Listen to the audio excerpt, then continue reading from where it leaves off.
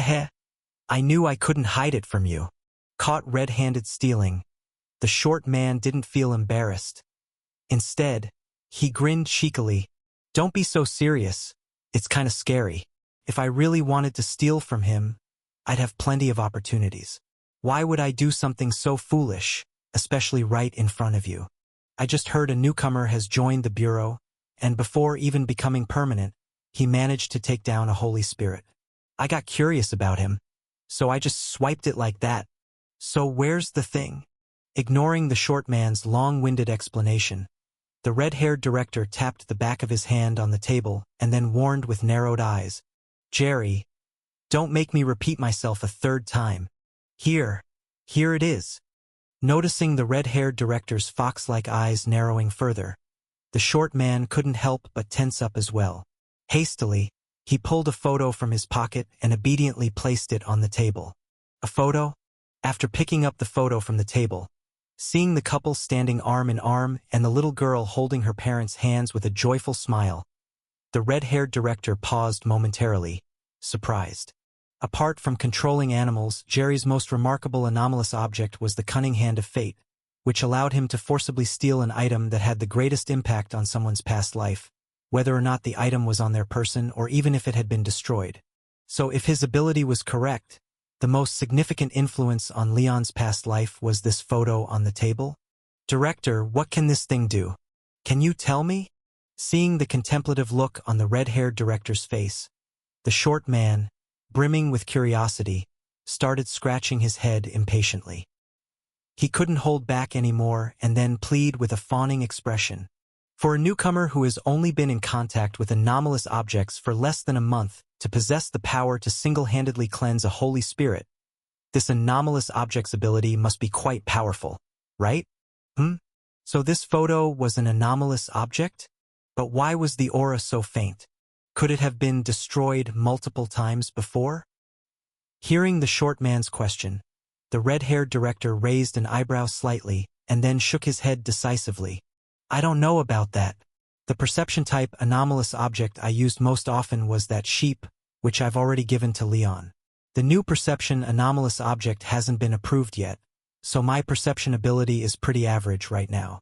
If you truly want to know what this anomalous object can do, asking me won't help, but there's someone in our bureau who possesses an ability called intelligence acquisition. With just a touch, he can learn the intelligence of most anomalous objects. You can try asking him. What? We have someone like that in our bureau? Hearing this, the short man's eyes lit up with excitement. This ability was a perfect match for him. Not to mention, he had secretly acquired quite a few things over the years, but either he couldn't activate them at all, or he didn't dare to use them rashly due to unknown rules and costs. If he could get this intelligence acquisition to help him, even if only a third of the anomalous objects he stored over the years worked, it might just elevate his power to a whole new level, promoting him to a first-level disaster handler. Director, why didn't you say so earlier? Braving himself to complain to the red-haired director, the short man rubbed his hands excitedly and pressed further. Who is this person? Oh, and also, would he be willing to trade his intelligence acquisition anomalous object? If he's willing, he can pick anything from my collection over these years. A trade is unlikely, as his ability is more like a talent residing in his soul. As for who this person is, casting a teasing glance at the short man, the red-haired director picked up the photo and wagged it with a grin. It's the very person you just stole from. You know me. Seeing the mischievous look in the red-haired director's eyes and realizing he had been duped, the short man's face fell. With some embarrassment, he spoke. Although I've got a bit of a stealing habit, I really never go after people I know. I usually just take a look and return it right away, and even if it's a stranger, as long as they're not a bad person, I generally wouldn't take what they love. So, could you? Are you thinking of getting this thing back and secretly returning it so Leon doesn't hold it against you and refuses to help? Seeing through the short man's thoughts instantly, the red-haired director shook a finger and said with a smile, that might be difficult. You know, little Leon may have only recently joined the Purification Bureau.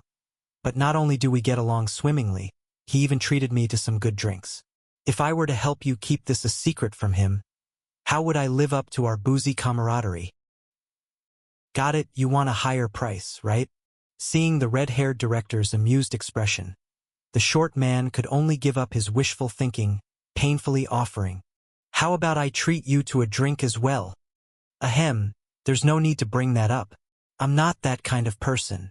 Stopping the short man just before hearing an irresistible offer, the red-haired director cleared his throat and said earnestly, "If I'm not mistaken, you hope Leon can use his ability to help you identify the spoils you've gathered over the years. Right? Right? Then it's easy to handle." The red-haired director rapped his knuckles on the table and said with a smile, "Though I'm not sure how much stuff you've hoarded over the years. Given your habits, it's probably quite a bit. Helping you identify so many items in one go would exhaust a lot of physical and mental energy. It's undoubtedly a tough job, so allowing him to choose one as grind compensation is not too much, right? Not too much, not too much." Though still feeling a bit reluctant, knowing the nature of his boss, the short man understood that haggling would only result in being fleeced harder, so he promptly agreed. "All right then, leave the stuff with me. I'll put in a good word for you later on." With a pleased nod, the red-haired director pulled out a strand of hair, bundled up the photo suspected of being an anomalous object, placed it into a drawer, and then smilingly said, "However, the evaluation might have to wait. He has an important investigation task today and cannot be distracted. Once his investigation is done, I'll have him examine your collection." "Okay. I'll wait right here in the bureau for him then." Once he agreed enthusiastically, the short man's curiosity started bubbling up again as he looked at the cheerful red-haired director, cautiously asking, "By the way, Director, is Leon perhaps familiar with other branch directors? Or favored by a director? Or are you? You want to ask why I'm taking such good care of him, don't you?" Casting a meaningful look at the short man, the red-haired director replied, somewhat exasperated, "Before you ask, I suggest you take a good look at the kind of people working in our bureau first." Before the short man could reply, the red-haired director ticked off on his fingers as he listed them out one by one. Failed coup plotters, adulterers with the Prime Minister's wife, thieves who robbed from the royal family, gamblers who lost the kingdom's reserve funds, grain officers who got lost on the battlefield and nearly starved 30,000 people, pharmacists whose potion mishaps submerged half a county in a sea of **T. Seeing the short man looking awkward, the red-haired director squinted as he concluded, "If not for joining the Purification Bureau, you guys would be starting with a death sentence on average. Even now, you're constantly being watched, needing to report in advance even if leaving the capital city for a task." As for Leon, with a clean background, good moral character, smart and vigilant, reliable and hardworking, and highly talented, having taken down a holy spirit during his probation period, you tell me, compared to you guys, who else should I look after if not him? Bronze level hidden badge, connected party activated. You received a support resource from within the organization. The resource can be obtained once the provider's conditions are met. Oh? Hearing the notification by his ear, Leon, holding a broom and shopping bag, and waiting for the carriage at the city district intersection to visit the Ryan family, couldn't help but pause slightly. Wow, this hidden badge really lived up to its name. How long has it been since I got it? And it's already scored me a resource support. Although some conditions still needed to be met to obtain the resource support, since the resource was from the Purification Bureau, it most likely related to materials for an anomalous object, or maybe even an anomalous object itself. According to Senior Emma, the Bureau averaged 3 missions and spent 3 to 4 months to acquire one anomalous object. And even then, there was no guarantee it could be useful. Compared with that, if the resource obtained was truly an anomalous object and the conditions weren't too harsh, this exchange was quite a bargain. Honk! Just as Leon hesitated whether to go back and ask about the so-called resource support, to see exactly what it was, he heard a slightly piercing whistle, as 4 robust horses slowly pulled a large carriage toward the platform. Forget it, the carriage is here, and I don't know how long it will take to fulfill that condition. Plus, the investigation of the Ryan family has been delayed long enough. I'll deal with the resource issue after the investigation. After making up his mind, Leon moved forward as the steam carriage's door stabilized in the boarding area, then bent low to squeeze into the carriage with about 20 positions and sat down in a rear seat. Compared to the front rows near the carriage door, the rear position was closer to the boiler at the back of the carriage and was very noisy, a torment during the summer. But with just a few days before winter for Leon, whose coat was very old and not warm enough, it was undoubtedly the most comfortable position.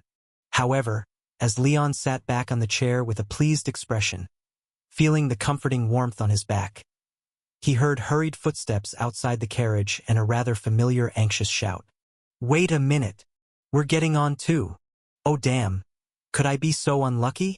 Recognizing whose voice it was, Leon, who didn't want to meet her, turned dark and instinctively shrunk down, hesitating whether to get off the carriage now. But within that brief moment, the owner of the voice had already run from the back to the carriage door, leaping skillfully with a long stride, jumping into the carriage. It was the female detective from the Secret Investigation Bureau. "What are you doing? Do you want to die?" At this point, the carriage had slightly moved from the platform. Although one could still get on in one step, it was still somewhat dangerous. Facing the risky maneuver from the woman not in uniform, the ticket lady shouted angrily, "If you don't want to live, find another carriage. Don't bring disaster to mine." "Ah, I apologize, I'm sorry." Finally getting on the carriage, the female detective sighed in relief, then hurriedly apologized repeatedly, explaining, "We have an urgent matter, and this carriage comes only once every hour. I was afraid you wouldn't wait for us and leave directly, so I chased up a bit hastily. I promise it won't happen again. Could you move the carriage back a bit? There are others behind." "Humph. The young ones today, all rushed and reckless. Move back a bit." Muttering a few unyielding words, the ticket lady, seeing the female detective continuously apologizing, didn't make things difficult for her but rather signaled the driver to stop again, allowing the other two people to get on. However, as the two women and one man entered the carriage and prepared to walk to the back, the ticket lady stopped them with one arm, saying sourly, "Only 2 seats are left. One of you has to get off." "What?" Hearing her words, the 3 of them were stunned, and the female detective hesitated before speaking up. "Then they can sit. I can stand in the aisle." "Are you making trouble?" Interrupting her, while patting the sign on the carriage wall, the ticket lady said with glaring eyes, "This is a fast long carriage drawn by 4 horses. No standing passengers." But what? Pretty as you are, why are you talking nonsense?" The ticket lady, with an impatient face, continued to hustle. "Once more, this is a fast carriage, and it doesn't have handles for standing passengers. If something happens requiring a sudden stop, standing in the middle of the aisle, you'll fly from the last row to the front. Your face will be scraped off. So hurry up. One of you 3 has to get off. This trip is already quite late. If we don't depart now, we'll be off schedule. Asterisk truly no options. What to do? Asterisk." Hearing the ticket lady's words, the man among the other 2 immediately glanced at the female detective with an inquisitive look. Asterisk should we wait for the next trip? Or wait for one of the Bureau's official vehicles to return? Asterisk. The female detective immediately understood her colleague's meaning and shook her head firmly. The next carriage wouldn't come for over an hour, and being in the city district area, scattered carriages rarely came by. Missing the scheduled visit time with the Ryan family would make it difficult to arrange another meeting. "You should get off." Signaling to her colleague, the female detective placed a hand on the third person's shoulder, speaking earnestly, "It's fine, though it isn't ideal having one fewer person. I'm here." "Well, okay." Remembering her glorious history, the male detective felt confident she could handle the escort of a frail female prisoner alone. With only slight hesitation, he nodded in agreement. After handing something over to her, the male detective got off the carriage, and the female detective kindly draped an arm around the pale-faced woman's shoulders and half-pushed her towards the back of the carriage. However, as the ticket lady had said, the 4-horse long carriage was fully packed, with only 2 empty spots in the noisy last row near the boiler. Among the 5 seats in the last row, on the right was a whispering young couple, and on the left was a young man with his head covered by an old coat, sleeping soundly against the wall. Asterisk perhaps. Asked to swap seats. Asterisk. Looking at the detained female prisoner, the female detective hesitated. She didn't mind the noise of the last row but worried whether the restrained prisoner might harm someone and hoped to move her to a seat beside the wall. Though the prisoner had been compliant since her capture, with one less escorting officer, if she decided to escape, although confident in immediately subduing her, injuries would be problematic. "Excuse me. You 2 women at the back. What are you doing?" After waiting a long while and seeing them not seated, preventing departure, the ticket lady shouted impatiently, scolding, "If you're sitting, then sit quickly. If not, get off quickly. What nonsense are you spouting on my carriage?" The female detective shrank her neck at the scolding and hurriedly sat with the prisoner before the lady tackled the expulsion. Honk! With the piercing whistle and horse's neigh, the steam carriage left the platform and gradually picked up speed. As the boiler and water tank at the back started emitting sharp noises, the female detective patted the person covered by the coat on the shoulder, inquiring politely and softly, "Excuse me, sir, could you please help by swapping seats with my friend?" Asterisk, are you serious? I'm completely covered up, and you still manage to find me? Asterisk. Although he had managed to get a rather decent badge off the policewoman, Leon had faced quite a few awkward situations and really didn't want to have a confrontation with her. Therefore, he tightened the edges of his coat and continued to feign sleep with gritted teeth. After tapping a few times without a response, the policewoman intended to increase her strength but found it rather impolite.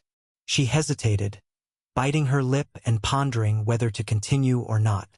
At this moment, the female prisoner, who had been coldly observing from the side, seemed to have guessed her intentions. After gently nudging her with her shoulder, she said expressionlessly, "Don't bother, I won't run."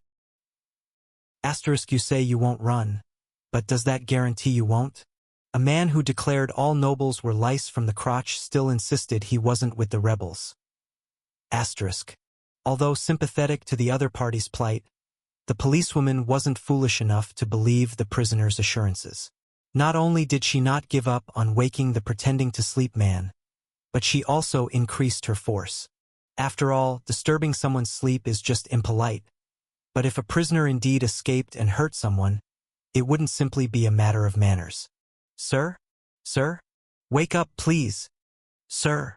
Watching her attempts go ignored, the policewoman persistently continued to bother the man beside her, amidst the noisy rumbling of the boiler. The female prisoner remained silent for a while, then couldn't resist asking, "You don't believe me, do you? If you think I'd deceive you, why insist on investigating the Ryan family based on my intel? It's not a matter of believing you or not, but rather I must do my job well." Turning back to check the prisoner's state and discovering her emotions seemed unstable, the policewoman had no choice but to turn around and respond seriously amidst the roar of the boiler. "Although the nature of my work is somewhat special, I am still a police officer in the police department. I have the responsibility to do my job properly and try to prevent the general public's lives from being affected. Therefore, I can't relax my guarding of you just because I feel you won't hurt anyone. Nor can I abandon investigating the case because I dislike your harming of ordinary people or worry it may offend the Ryan family." After listening earnestly to the policewoman's reply, the prisoner fell silent for a moment, then looked at her as if she were some kind of anomaly, eyes full of surprise as she continued to ask, "Just because of this? Huh? What's wrong? Forget it. Pretend I never said anything." After observing the policewoman's bewildered expression, the female prisoner unexpectedly dropped her prior compliance, her expression tinged slightly with sarcasm, saying, "Respected Miss Isha, when I first knew your surname, I only had some slight suspicions, but now I am certain. You must have a very deep connection with the one who took office in the military department early this year. At worst, you should be some distant relative, or maybe even his direct family." Did I guess right? Ha! I should have thought of it earlier. After all, only a family like that could raise someone as naive and foolish as you.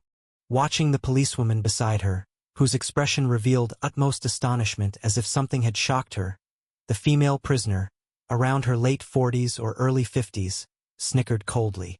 Her face, graced with crow's feet and sunspots, displayed sincere disdain and mockery. Miss Isha of illustrious origins, you probably have no idea what kind of outcome awaits someone taking on their duty to pursue justice in this place.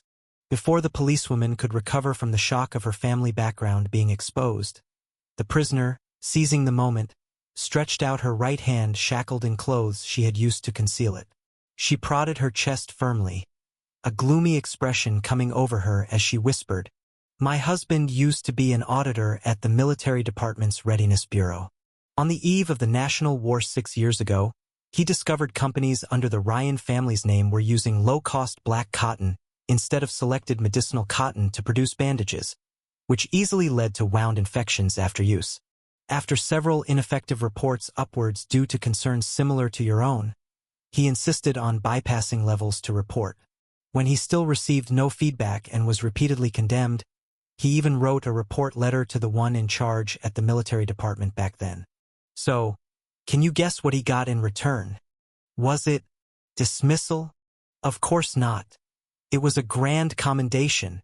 The female prisoner smiled after watching the policewoman's astonished face, then leaned over and said in a cold and indifferent manner amidst the ear-splitting rumble of the boiler, "After receiving the letter, the one at the military department immediately ordered a thorough investigation, replacing all problematic bandages and receiving applause from top to bottom. My husband also received his deserved commendation for the credit, getting transferred from the Readiness Bureau to a more important confidential bureau. Meanwhile, I and our daughter also moved into the assigned housing. Unfortunately, not even 2 weeks later, as my serious and foolish husband had just completed handover barely, the man sent down to inspect promptly announced that the intelligence file my husband managed seemed to have been extensively rummaged through.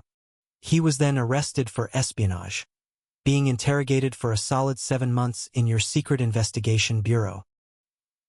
Interesting, isn't it? Watching the silent policewoman, the female prisoner sneered. Taking over the file without careful checking inevitably led to traps left by the predecessor, but thorough verification and inventory meant inevitable espionage suspicion. Hence, from the moment he accepted the transfer, no matter how my husband chose, the end result was the same. The even more interesting part is the person investigating my husband at the Secret Investigation Bureau was his previous superior. Due to repeatedly obstructing him from proper reports, his superior was suspended and then transferred. The place he got transferred to was precisely the Secret Investigation Bureau, responsible for interrogating my husband. Ha! Don't you find it quite the coincidence? Light chuckling escaped her lips, but there was no humor in the female prisoner's face as she continued. Luckily, my husband was not just tough-boned but also lucky. After being locked up for 7 whole months, apart from losing 40 pounds and accidentally becoming lame in one leg, he managed to survive and come out without confessing guilt. Unfortunately, the military department had too many affairs and couldn't wait for a suspected spy who was now crippled. His original position had long been taken by someone else, and not a single department was willing to accommodate him. Our daughter and I had also been driven out of the assigned housing. Ha! During the National War period, prices in the capital city surged up to 50-fold. By the time he got out, our family's savings had nearly dried up, with only a few silver wheels left when added all together. In the end, in order for our daughter and myself to survive, and for the so-called just national war, he accepted a settlement bonus and enlisted only to get shot in another leg because his lameness made him run too slowly. Listening with bated breath, the policewoman bit her lip, her face turning slightly pale as she said, "Then your husband, dead, went from being a fool of a cripple to a dead cripple." With a calm face, after recounting her husband's fate, the female prisoner's lips slightly curled, speaking with a playful, soft voice. "By the way, there's something even more interesting in this story. Do you want to hear it?" "Aye," If you don't object, I'll assume you do. The female prisoner smiled and rolled up her sleeve slightly, revealing a wrist bandaged with a blood-stained, old wrapping. In the corner of rough seams, a clump of coarse cotton was tenaciously poking out, coagulated in dark, festered blood. When he was brought back home, his leg was conveniently wrapped with this bandage, with yellowish pus oozing beneath it, teeming with fat, white maggots. After slightly turning her wrist, the female prisoner gazed at the relic of her deceased husband on her wrist, her expression peaceful as she smiled. My cripple of a husband truly was of hard luck. He wasn't shot dead on the battlefield, managing to crawl back to safety. Unfortunately, he ultimately couldn't overcome infection in the wound. And what killed him in the end happened to be the very thing he risked everything to report: a substandard bandage pressed out from filthy black cotton. Isn't it just laughable? Ahahaha. It really is funny. When the policewoman was shaken by the fate of the female prisoner's husband, her whole body started to tremble slightly. The shopping bag hidden by Leon's feet rustled a little, and the black goat, having heard everything, couldn't help but burst into laughter in Leon's mind. So he went through so much trouble, and in the end, nothing changed. Ahahaha. That cripple's death was really hilarious. I've never seen something so stupid. Ow! Why did you kick me? After firmly stepping on the goat's head to ensure it wouldn't move around again, Leon, who felt slightly more at ease, silently reminded, "Keep an eye on that bandage. I feel there's something abnormal about it." You suspect that's also an anomalous object. Through his sole vision, he observed the bandage on the female prisoner's hand and indeed sensed a peculiar aura. The black goat also became cautious, asking with curiosity, "Wow, there's really that kind of feeling. So how did this woman mess up so badly? Holding an anomalous object and yet getting caught by an ordinary person. She probably did it on purpose." After touching the dung beetle lady badge from the Virgin Sanitation Bureau and not feeling any burning, Leon couldn't help but sigh slightly.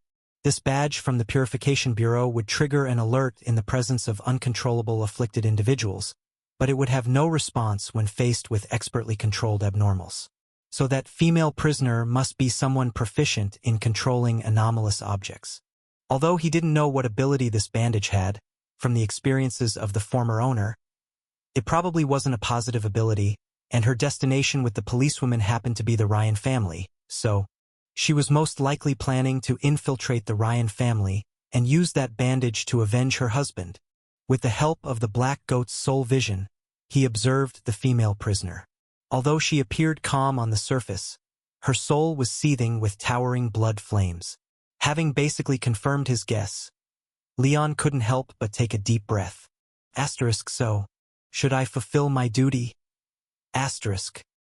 While Leon was hesitating on whether to stop this dangerous element, to simply ignore it, or even to add fuel to the fire, the policewoman, who had been silent for a long time, finally spoke again.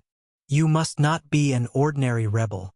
Seeing the prisoner's pupils contract sharply, the policewoman spoke softly with a complex expression. "I have arrested and interrogated many rebels. Most of them are from the lower classes in the capital city, with not very good education or experiences, so when they speak, they usually use short sentences to directly and succinctly express their emotions. For example, the ecstasy of a successful attack, insults toward us, complaints about their plight, and even when we break down their mental defenses and they reveal their background and experiences, their narratives are often tangled and unclear. Their words and logic appear rather chaotic. But you're different from them. Even though the conversation was unprepared, your narrative was smooth and clear. With the exception of a few short recollections, your words almost had no hesitation, and you were able to explain your experiences entirely. This isn't something an average person can do. Because my husband. No, I'm not talking about that respectable gentleman, but about your situation. Recalling the words just now slightly, the policewoman bit her lip hard, her eyes dim as she continued. Besides that, just now when you wanted to use some more complex and obscure words, you could say them directly without much thought. And during the narrative, you kept intentionally provoking my emotions, as if you were quite familiar with such exchanges.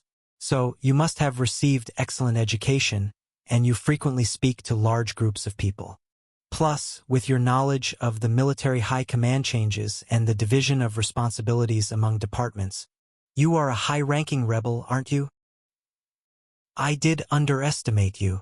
Facing the policewoman's question, the female prisoner rubbed the bandage on her wrist before nodding, acknowledging her mistake in judgment. A look of mild surprise appeared on her face. I originally thought you were just a naive young lady, wrapped around the authorities' finger, like my crippled husband, led around by those lies, which gave you this unrealistic fantasy, but I didn't expect you actually had this capability. You didn't underestimate me. In the past, I truly was as you described, believing as long as I did what I thought was right, it would be fine, but before you. After biting her lips until they turned pale, the distressed policewoman lowered her head slightly, her voice extremely low. Before you, I encountered another rebel. After reading his file, I began to feel, due to the policewoman speaking too softly and the boiler's noisy rumble. The prisoner didn't hear what she said clearly, so she frowned and asked, "What did you say?" "Nothing." The policewoman shook her head vigorously, regaining her composure, then clenched her fists, exclaiming with determination, "I admit, I lack enough experience and sometimes I might be foolish, but as for my duty, I've been attentive to it. Furthermore, not only with the Ryan family's case, but if your husband's situation is indeed cleared up as true, I would definitely. Before it's figured out, you'll be reassigned." After hearing the promise, the prisoner, whose identity was exposed and plans thwarted, preparing to take action, couldn't help but snicker. With a cold expression, she mocked, "Ms. Isha, you are indeed adorable, naively adorable. You're not alone in standing up against the grand nobles due to your duties, but not everyone comes from a good background like yours. Go ahead and investigate. But remember, if it weren't for your family name, your end might very well be worse than my husband's." Seeing the policewoman's expression dim after being criticized, the female prisoner snorted disdainfully, "And even if you manage to accomplish something in the end, my attitude won't change. Because even if you can do such a thing, it's only because your father's status is higher. What my husband and I desire isn't this tedious rescue from those above, akin to pity. What we need is the most direct blood for blood." Asterisk, perhaps you are right, but asterisk. Hearing the murderous words, the somewhat bewildered policewoman bit her lip. Her mind flashed to her father's visibly hunched back and rapidly graying hair after taking over the military's mess. Asterisk, father, I think I understand you a little. Asterisk. After clenching her fist hard and taking a deep breath, the policewoman, whose gaze had been avoiding her, for the first time met the other's cold gaze, her voice very light but exceptionally firm. "Maybe it indeed is meaningless, but as long as someone is striving to do it, it's certainly better than giving up completely." Asterisk, as long as someone is still trying, isn't that always better than giving up completely? Asterisk. Hearing the straightforward yet determined words from the female police officer, Leon couldn't resist using the black goat's soul vision to observe the state of her soul. Although the bright white soul carried a hint of lingering restlessness, its glow was somewhat glaring. Still, it burned persistently, fervently flickering. It was like a small flame just kindled, striving to radiate warmth to its surroundings, trying to bring a touch of warmth to a small part of the world around it with its still immature light. Unfortunately, nearby her wasn't a vulnerable soul awaiting warmth, but rather a surge of cold fire desperately needing to erupt. Asterisk, this person will surely become an obstacle for us in the future. Asterisk. Although she knew this assumption was somewhat absurd, the female criminal couldn't help but have such a thought flash in her mind as she looked into the policewoman's eyes. Asterisk, human nature is always to seek stability and is adept at numbing oneself. Even if you live in suffering now, as long as there is hope for the future, most people won't pursue change. Asterisk. Asterisk, only in circumstances like mine, having experienced the deepest despair and pushed to a dead end, Will one truly go all out and resolve to take revenge on everything that once caused harm? So, asterisk, asterisk, you're a good cop, but you're our enemy. Asterisk. Listening to the please trust me one more time, and I will uncover the truth promises by her ears. The female criminal's eyes didn't soften. Instead, they grew sharper with the sound of the promises. It was exactly as the leader said, the arrival of the new world everyone yearns for isn't really up to us, but rather depends on how fast the whole kingdom rots. The only way to make those content with the status quo abandon their false hope is to thoroughly spoil this nation's sores, even push them along, allowing everyone to personally experience its decay and ugliness so they will resolutely stand with us to overthrow it. Asterisk. So whether it's the reform-driven princess, the Minister of Defense fighting hard to maintain the military, or you, who has close ties with the current Minister of Defense, are all targets that must be eliminated. Asterisk. Asterisk. Aha, Leon, look. Asterisk. The changes in the female criminal's soul certainly didn't escape the black goat, a great demon's attention. Watching her soul gradually shift from red to an obscure hue, feeling the vibrant killing intent flicker along with the flame, the black goat couldn't help but close its eyes blissfully, assessing with a face full of contentment. Someone doesn't recognize the other's actions but plans to risk everything to save her. Meanwhile, the other, although acknowledging the other's kindness, is ready to kill her by their own hands. Asterisk. It's really wonderful.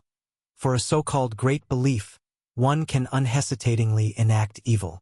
Such filthy and sticky souls are truly magnificent. Asterisk. And as for the other, when sincere kindness from the heart meets the utmost venomous response, what kind of wicked thought will erupt in her mind then? Asterisk. Ahahaha. It's so wonderful. I can't wait to see her reaction. Asterisk. Asterisk.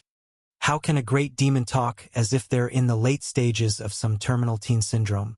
Pressing his foot a bit harder on the goat's head, Leon rolled it around the dirty wagon floor, drawing a series of curses from the black goat. He then silently grabbed the Holy Spirit pendant, preparing to rescue. If the target was someone from the Ryan family, that was fine, even if he didn't intervene to add fuel to the fire. There was still a chance of delayed rescue. However, from the dialogue he just heard, the policewoman, though a bit stubborn and a tangled mess, wasn't really a bad person. If he could lend a helping hand, he should. Watching the state of the rebel keenly, the moment the darkness in her soul surged, reaching out for the policewoman's neck, Leon had already activated the pendant to create an invisible hand, gripping the bandage on the female criminal's wrist tightly. Asterisk. How could this be? Asterisk. A searing pain shot through her wrist in an instant. The bandage that should have floated up was firmly pressed down by some invisible force.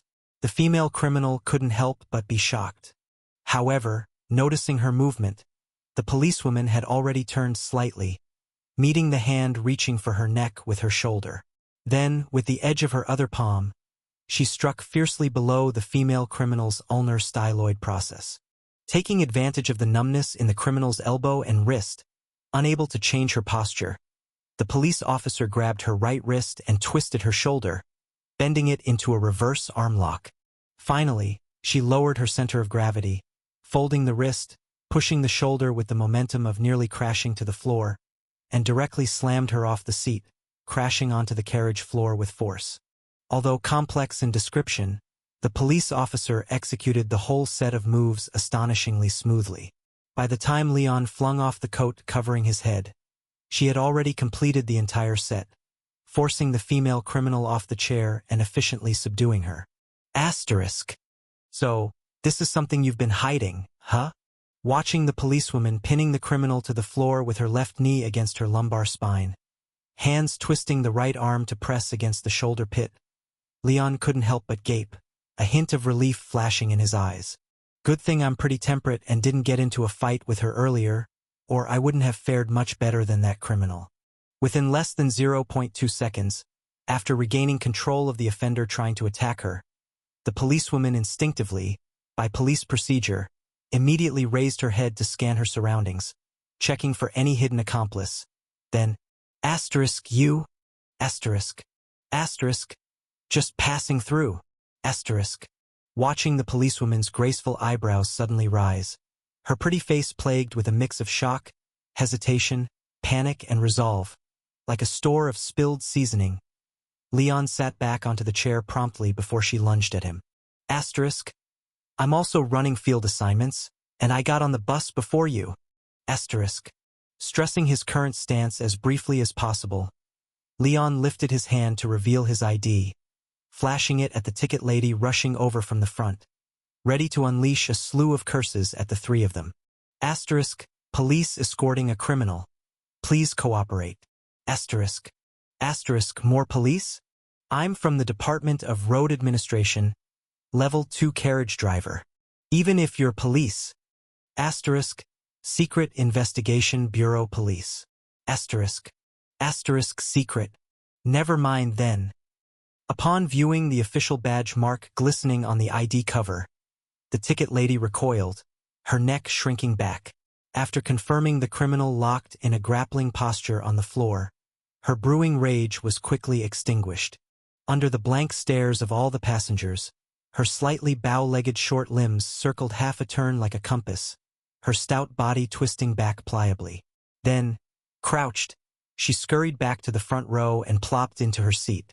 And the female criminal half-pressed against the floor caught a glimpse of Leon out of the corner of her eye. As if struck by lightning, all the causes and effects became clear to her. Asterisk. Despicable. Asterisk. Damn the Secret Investigation Bureau. Seeing another male police officer who had already been sitting in the corner before she got on the bus, the female prisoner who had fallen into the trap became red with anger. Asterisk. What about believing her confession and taking her to the Ryan family for a fact-checking investigation? What about the official car being occupied, forcing them to use regular public transport? What about the car being too full to escort her alone with just one female officer? Asterisk. Asterisk. Trap. It was all a trap to make her lower her guard. Asterisk. Adding to that, the suddenly malfunctioning bandages that refused to activate no matter how much she tried. She might have been betrayed by a traitor, recognized from the start.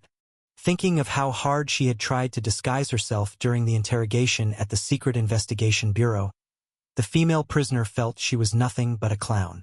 The image of the interrogator's pitying look when hearing about her encounter in her memory turned into mocking laughter filled with ridicule. Asterisk. Liars. All of you are liars. Asterisk. Realizing she had fallen for such a blatant trap, the enraged female prisoner, in spite of the pain in her shoulder and neck, twisted herself with all her might, sharply questioning the female officer holding her down. You knew, didn't you? You knew all along, didn't you? I knew what? Confused by her out-of-context questioning, the female officer was ready to ask for details. When she felt the vehicle lean forward, the entire carriage began to decelerate, pulling up at a nearby stop. It had arrived.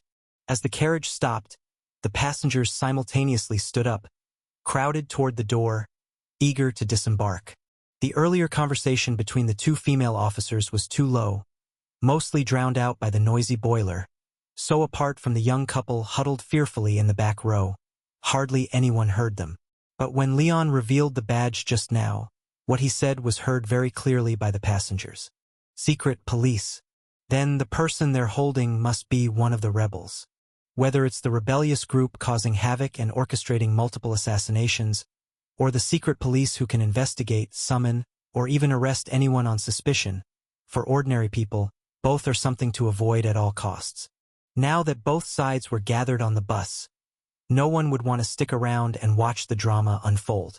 Even the young couple cowering in the corner, evidently terrified, stood up tremblingly, casting a terrified glance as they clung to each other, tentatively asking the female officer blocking their way, it seems we've reached our stop.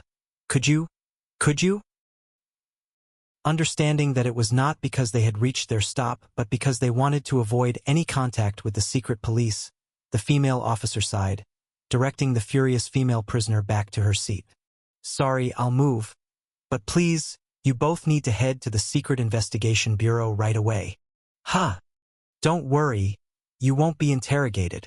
It's just a standard classified investigation.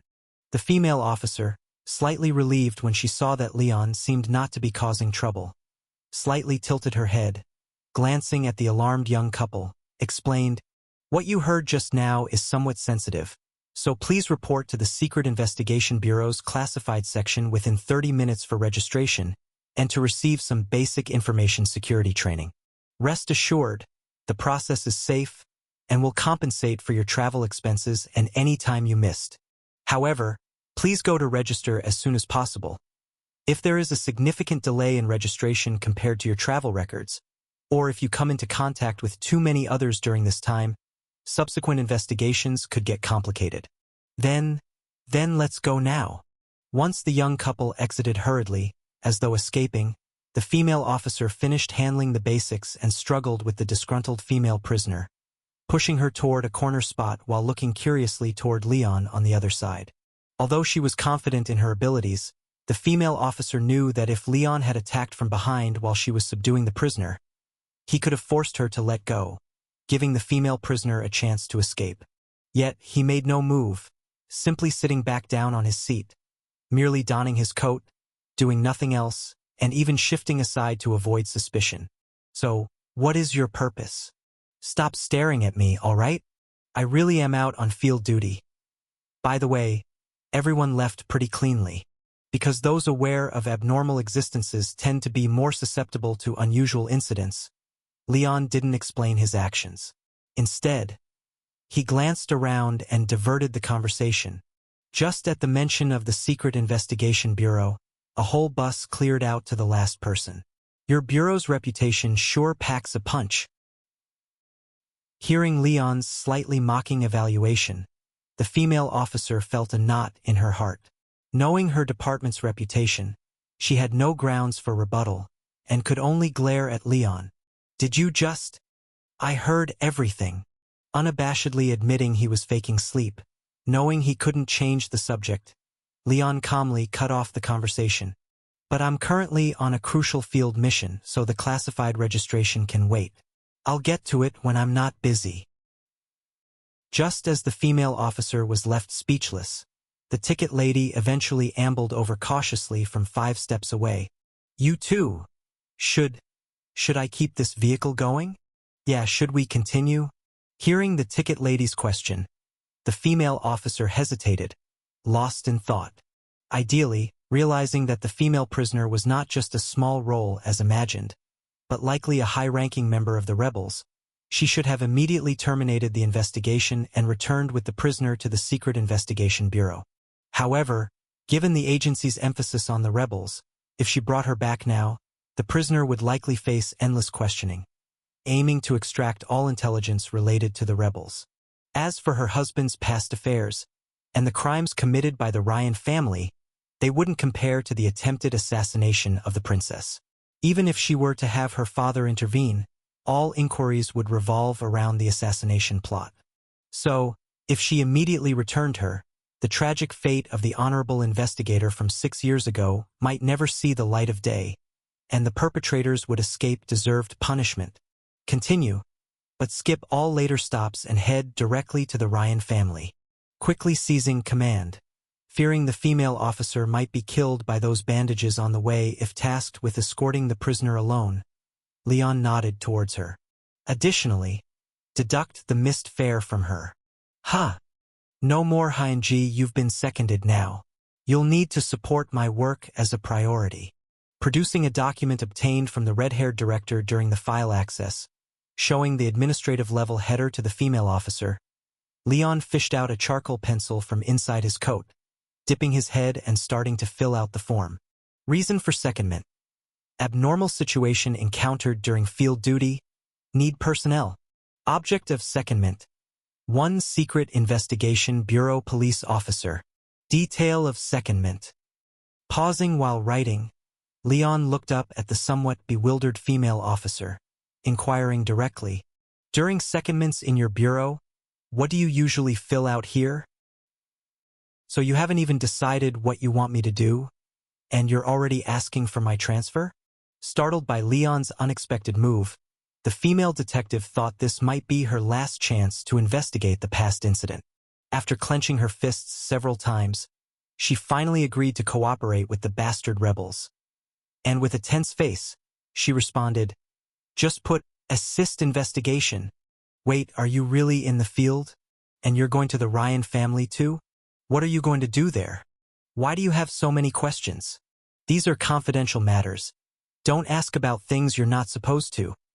After rebuking the female detective, Leon felt much better and swiftly filled out the paperwork before stuffing it into her pocket.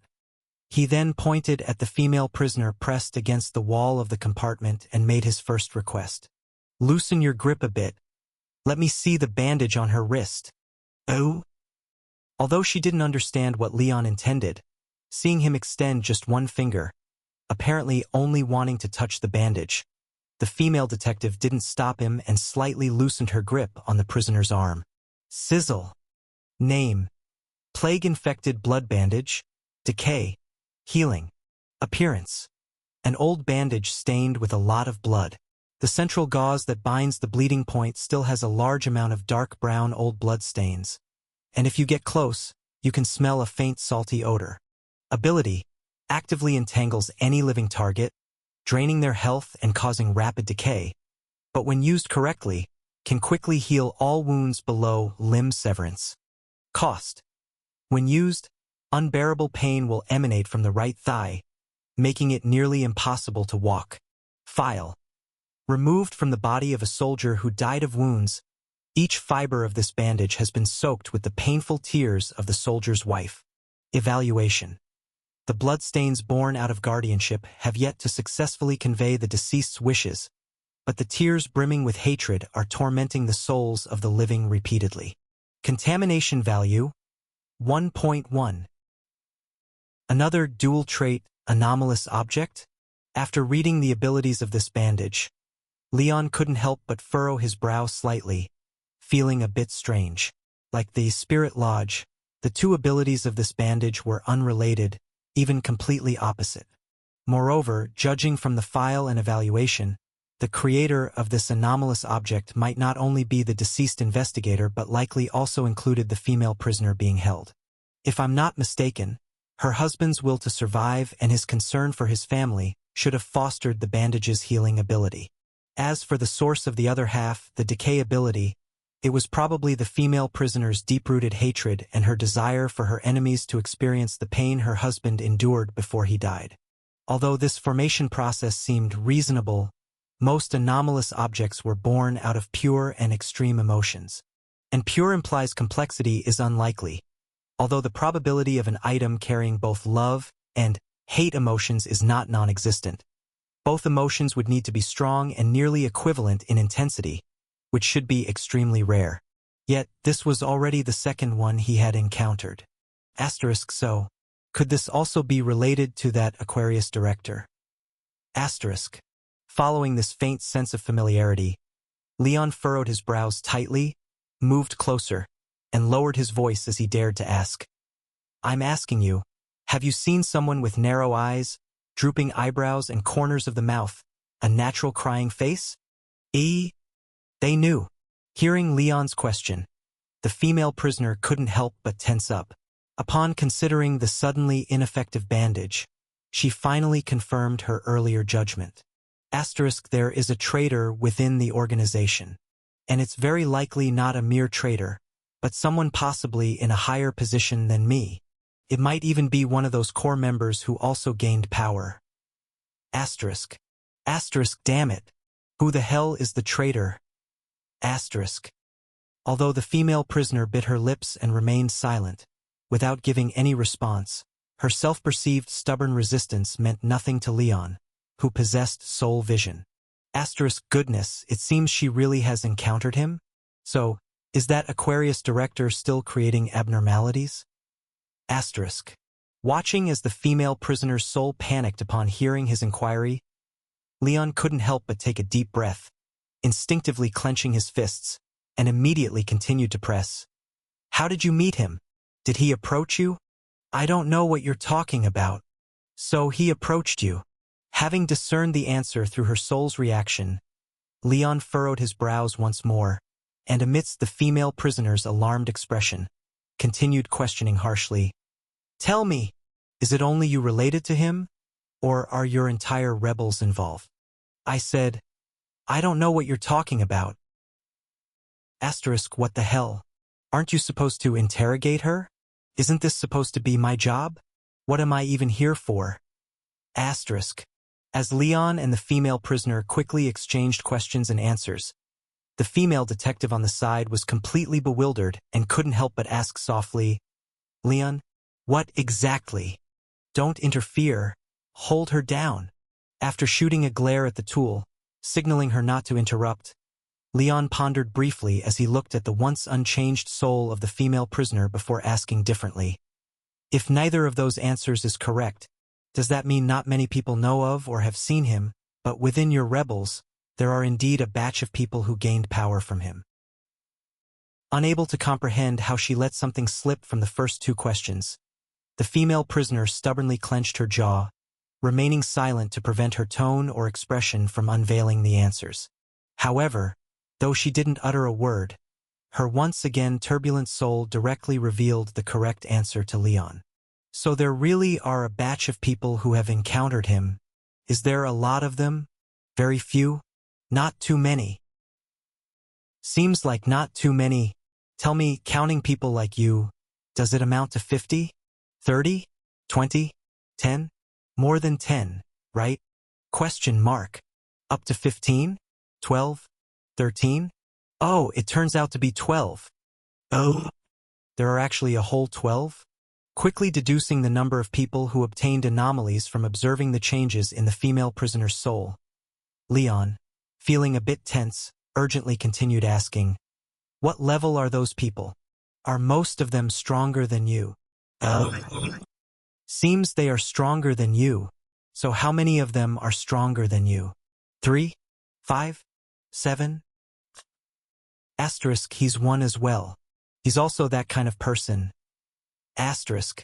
Though she stubbornly refused to say a single word the entire time, essentially giving away all the intelligence, the female prisoner, who was nearly driven to collapse by the interrogation, finally realized what she had encountered.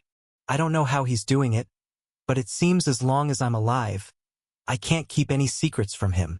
Go to hell! With a hysterical yell, she recklessly dislocated her arm as her upper body suddenly leaned back. Her head slammed into the female detective's chest, and then she arched her body backward, slamming forcefully against the compartment's hard iron wall. Bang! Ah! Seeing the female prisoner who had collided headfirst into the metal wall, her head embedded deeply, the female police officer did not take the time to rub her bruised chest. She quickly let go and rushed over, pulling the motionless prisoner out. What happened? How did she slam into the wall? Wake up. You, wait, don't shout. After patting her shoulder, Ryan leaned against her, his heart racing over 160 beats per minute, his whole body breaking out in a cold sweat. Covering his humming ears, he weakly advised, she probably just knocked herself out. She won't die. You need to be quiet. It's making my ear. How could that be? Although she did not know why the prisoner did this, it was clearly related to Ryan's issues. The policewoman, worried sick, shrugged off Ryan's hand, turned back, and pointed angrily at the dented wall. Look at that. She dented such a large piece. This is iron. Such strength. Don't look at the carriage. Can't you check her head? What's the use of looking at her head? It's iron. If iron is dented this much, how could a human head? Checking the prisoner's head, she found no expected bloody wounds, only a large red bump.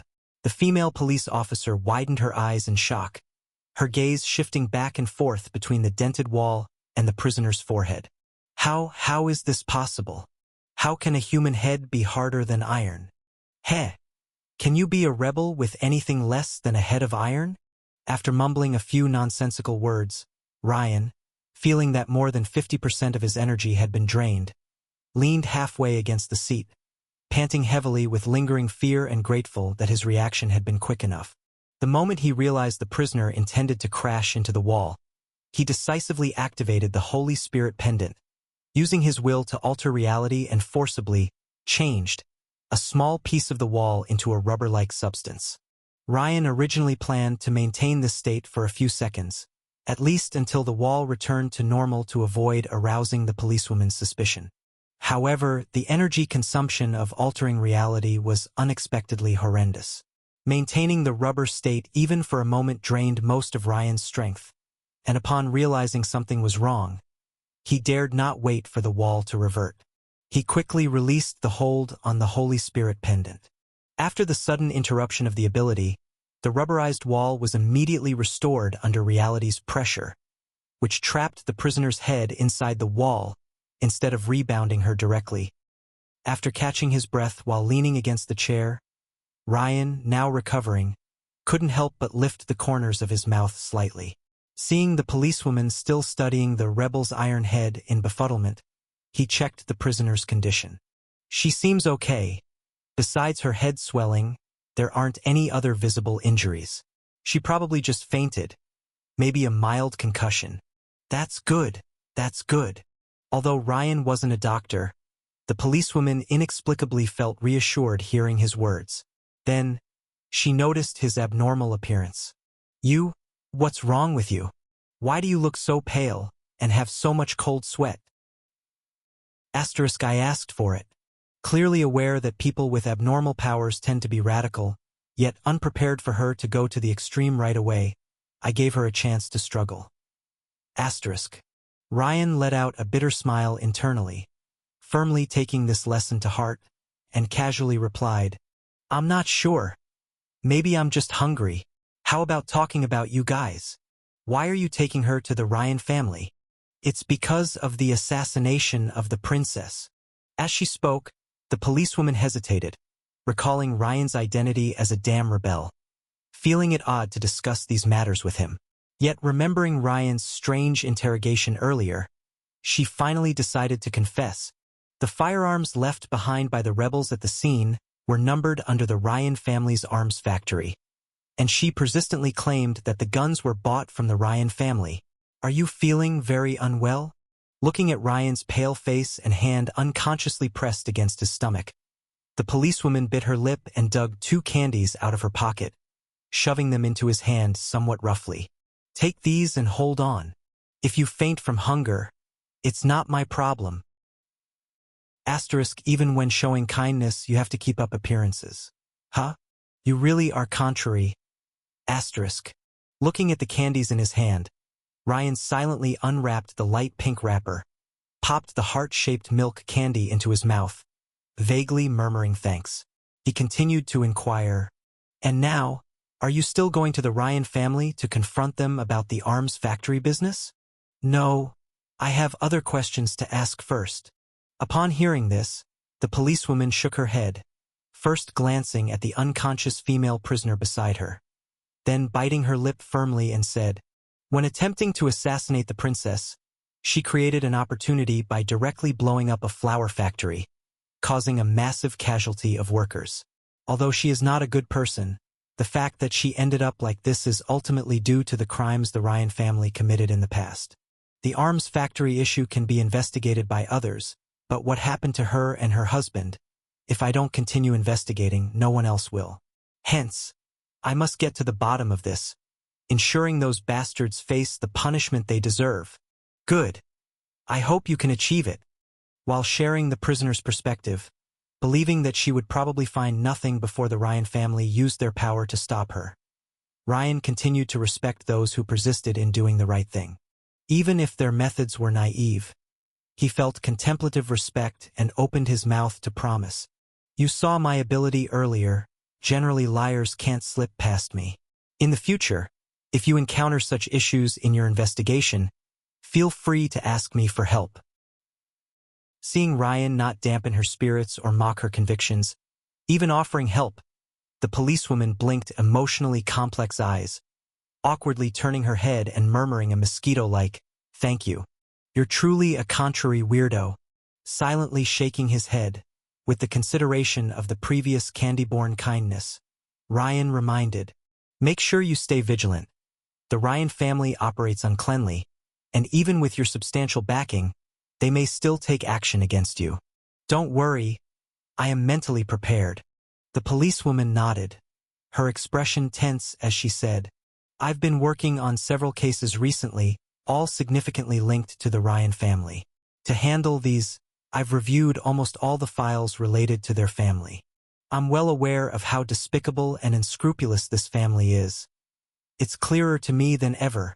I'll be doubly cautious, regardless of what you say. All right, as long as you're confident. Seeing that the policewoman understood just how dangerous this matter was, Ryan nodded, choosing not to say more. Instead, he savored the sweet milk candy in his mouth, leaned back against the chair, and closed his eyes to recharge his energy. However, just as he shut his eyes, someone tapped his thigh lightly. Don't just talk about me. What about you? Gazing at the sole Ryan in front of her, whom she found not so detestable, the policewoman's eyes rarely showed a hint of warmth as she softly inquired, Aren't you also heading to the Ryan family? I aim to seize evidence of their crimes, but what are you intending to do there? I'm going for a family reunion. Oh?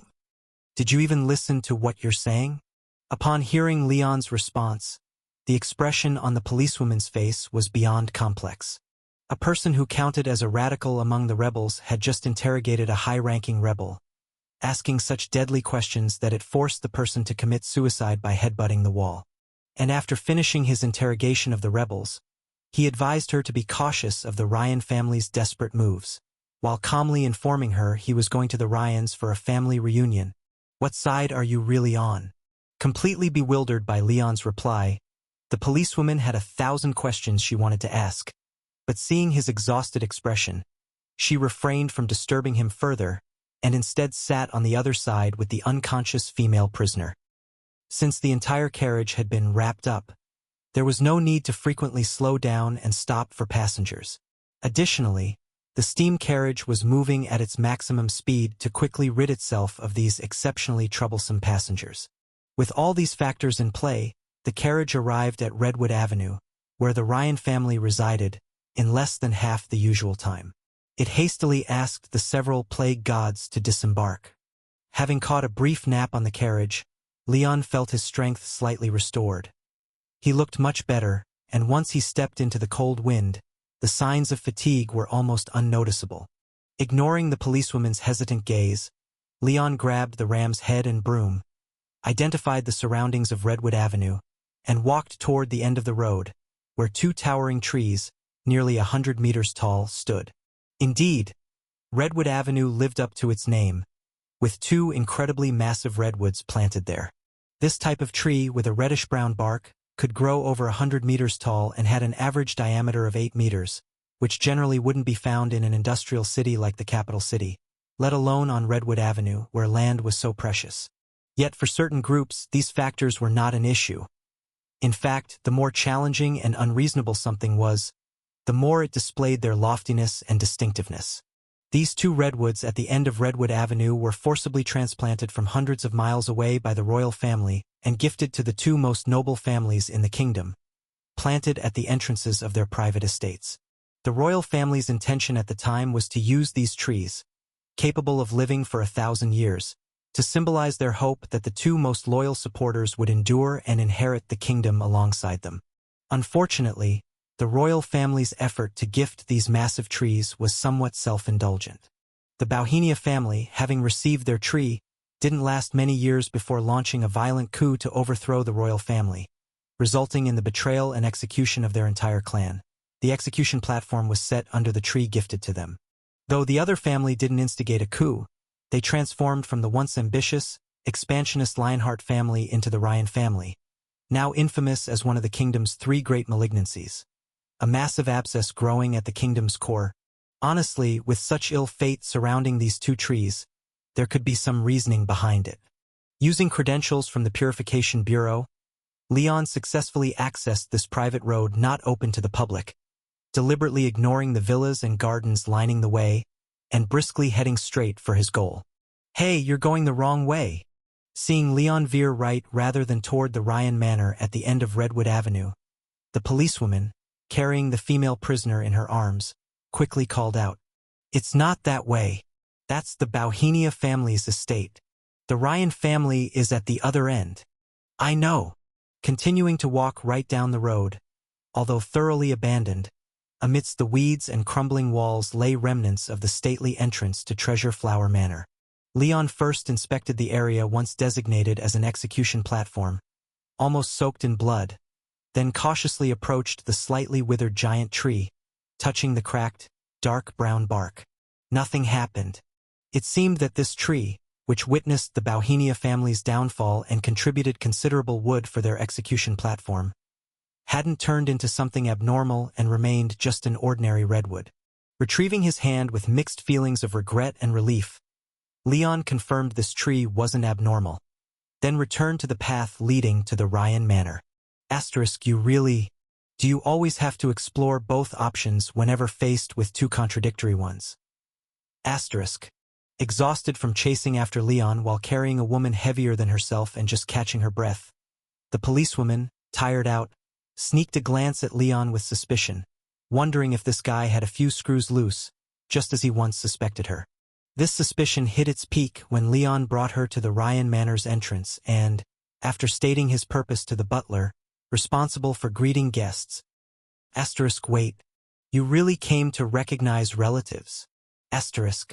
Having calmed down along the carriage ride, the policewoman thought Leon was merely too tired to bother responding, offering a perfunctory excuse to dismiss her.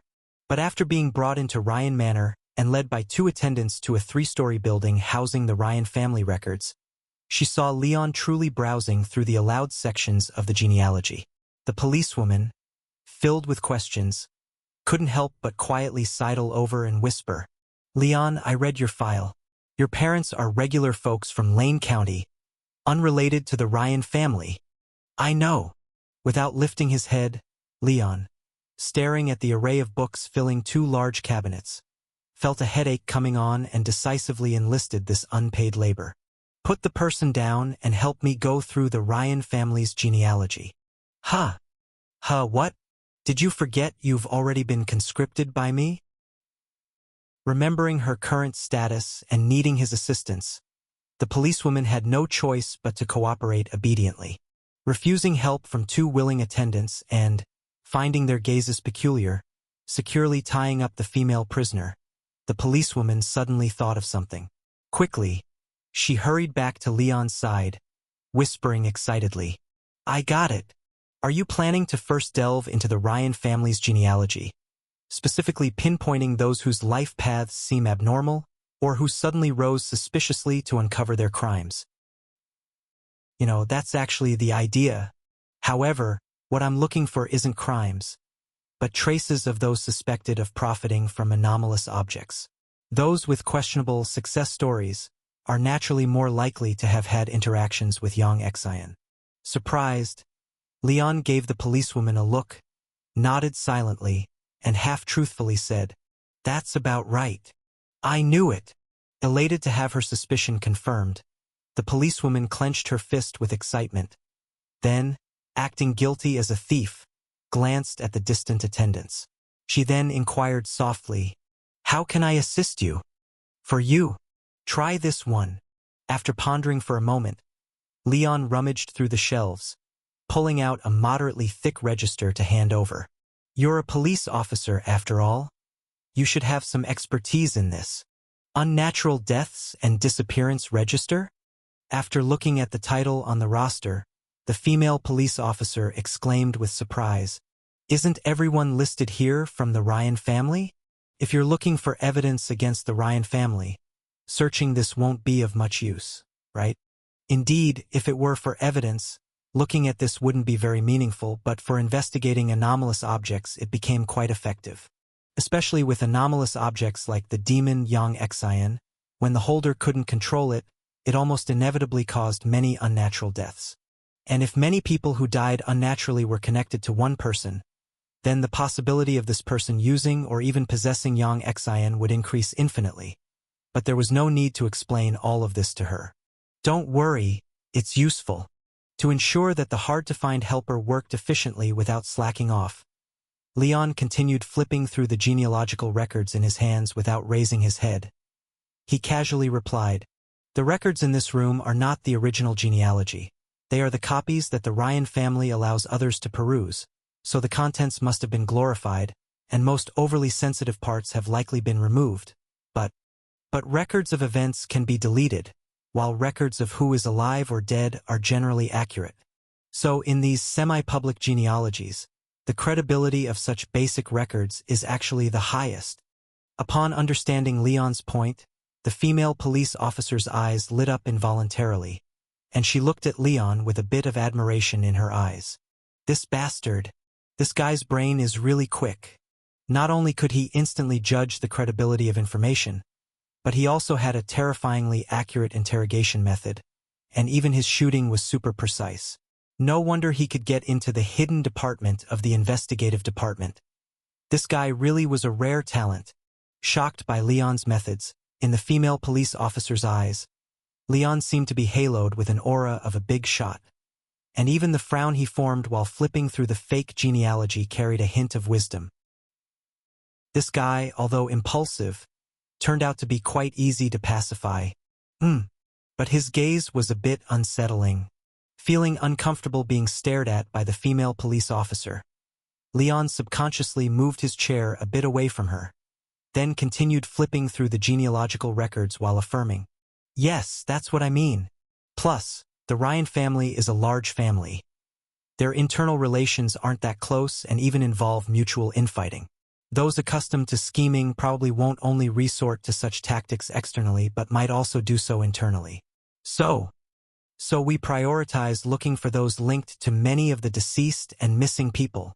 Understanding Leon's point once more, the female police officer couldn't help but slap her long leg, whispering in admiration. Having a connection with one deceased might be a coincidence. Having connections with many deceased, it's most likely the mastermind. Plus, if they are this ruthless internally, they would surely be even more unscrupulous externally, making it relatively easier to find evidence against such people compared to those who use fewer means. Damn it! Why didn't I think of it? You really are. No. How did you suddenly switch from critiquing Leon to praising him? Being stared at by the female police officer's heated gaze, Leon was unnerved and, for the first time, found that being looked at with admiration could be so uncomfortable. Please, could you act a bit more normal? I'm not being falsely modest. I'm genuinely uncomfortable. To be honest, compared to this weird gaze, the disdainful look you used to give me was actually more comfortable. I'll check right away. Unaware that she was being disliked, upon finding the meaning of her work, the female police officer immediately stood up, obtaining paper and pen from a servant. She then took the death roster and the genealogical records of important contacts, energetically plunging into the endless Ryan hell. Seeing her finally calm down, not looking at him with those eyes or asking questions, Leon let out a sigh of relief and also immersed himself in the investigation of suspicious files. After the two servants left, only the sound of pages turning remained in the genealogical room on the first floor of the small building. Both were closely examining the records for separate purposes, Leon aiming to find evidence against the Ryan family, and the female police officer seeking the missing Yang Xian, for several hours filled with intense scrutiny. As the sun began to set, Leon had written nearly 30 names on the paper beside him, while the female police officer had found only 8 or 9. You might say, this time around, recruiting her turned out to be spot on. Closing the genealogy in his hand, Leon stretched his somewhat stiff neck, while glancing at the paper beside the female police officer, and was pleasantly surprised to find that 5 or 6 names on her master list overlapped with his newly rich list. These seemingly unremarkable individuals suddenly rose to prominence and wealth while also being linked to many internal Ryan family death incidents. If the person who obtained Yang Xian weren't a Buddhist youth, they likely were among these 5 or 6 people. Moreover, just to be safe, ensuring that the Yang Xian holder didn't already hold a high position or lack a strong desire for wealth, the range could be slightly expanded, but should remain within 7 or 8 individuals. Could be said he was not far from Yang Xian. The director was indeed the director. Visiting to acknowledge kinship, though sounding frivolous, proved astonishingly useful for investigating anomalous objects, accomplishing so much in just a few hours. If I had listened to the Black Goat's proposal to sneak into Ryan family rooms one by one in the middle of the night, interrogating anyone I found with the smell of Yang Xian, safety issues aside, it wouldn't have been as efficient as this. Seriously reminding himself to learn from the director and Senior Emma, to think more before acting, so as not to become a reckless fool like the Black Goat later.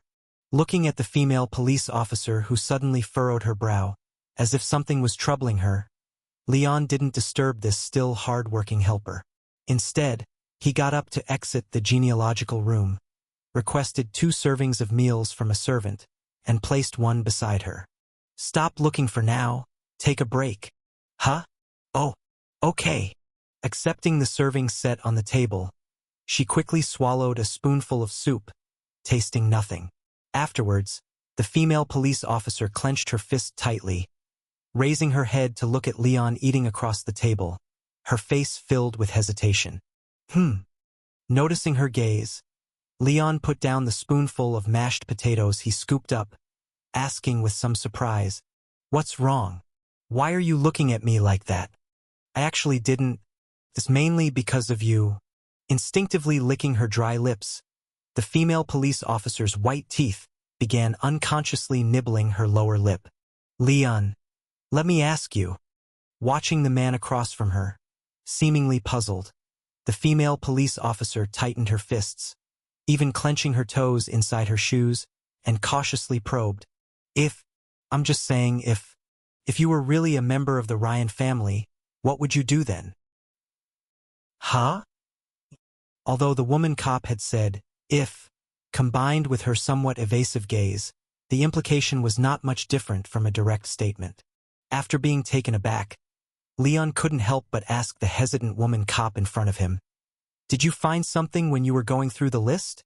"I did find something, but it's not very certain at the moment, so it's just an if." After a silent sigh in her heart, the woman cop took the missing persons list and the Lionheart family register, pointed to one of the names that was crossed out, and spoke in a low voice with an unpleasant expression. "This person has the same name as your maternal grandfather. He was a fairly outstanding mechanic who once competed with the former head of the family for control of the Ryan Armaments Company.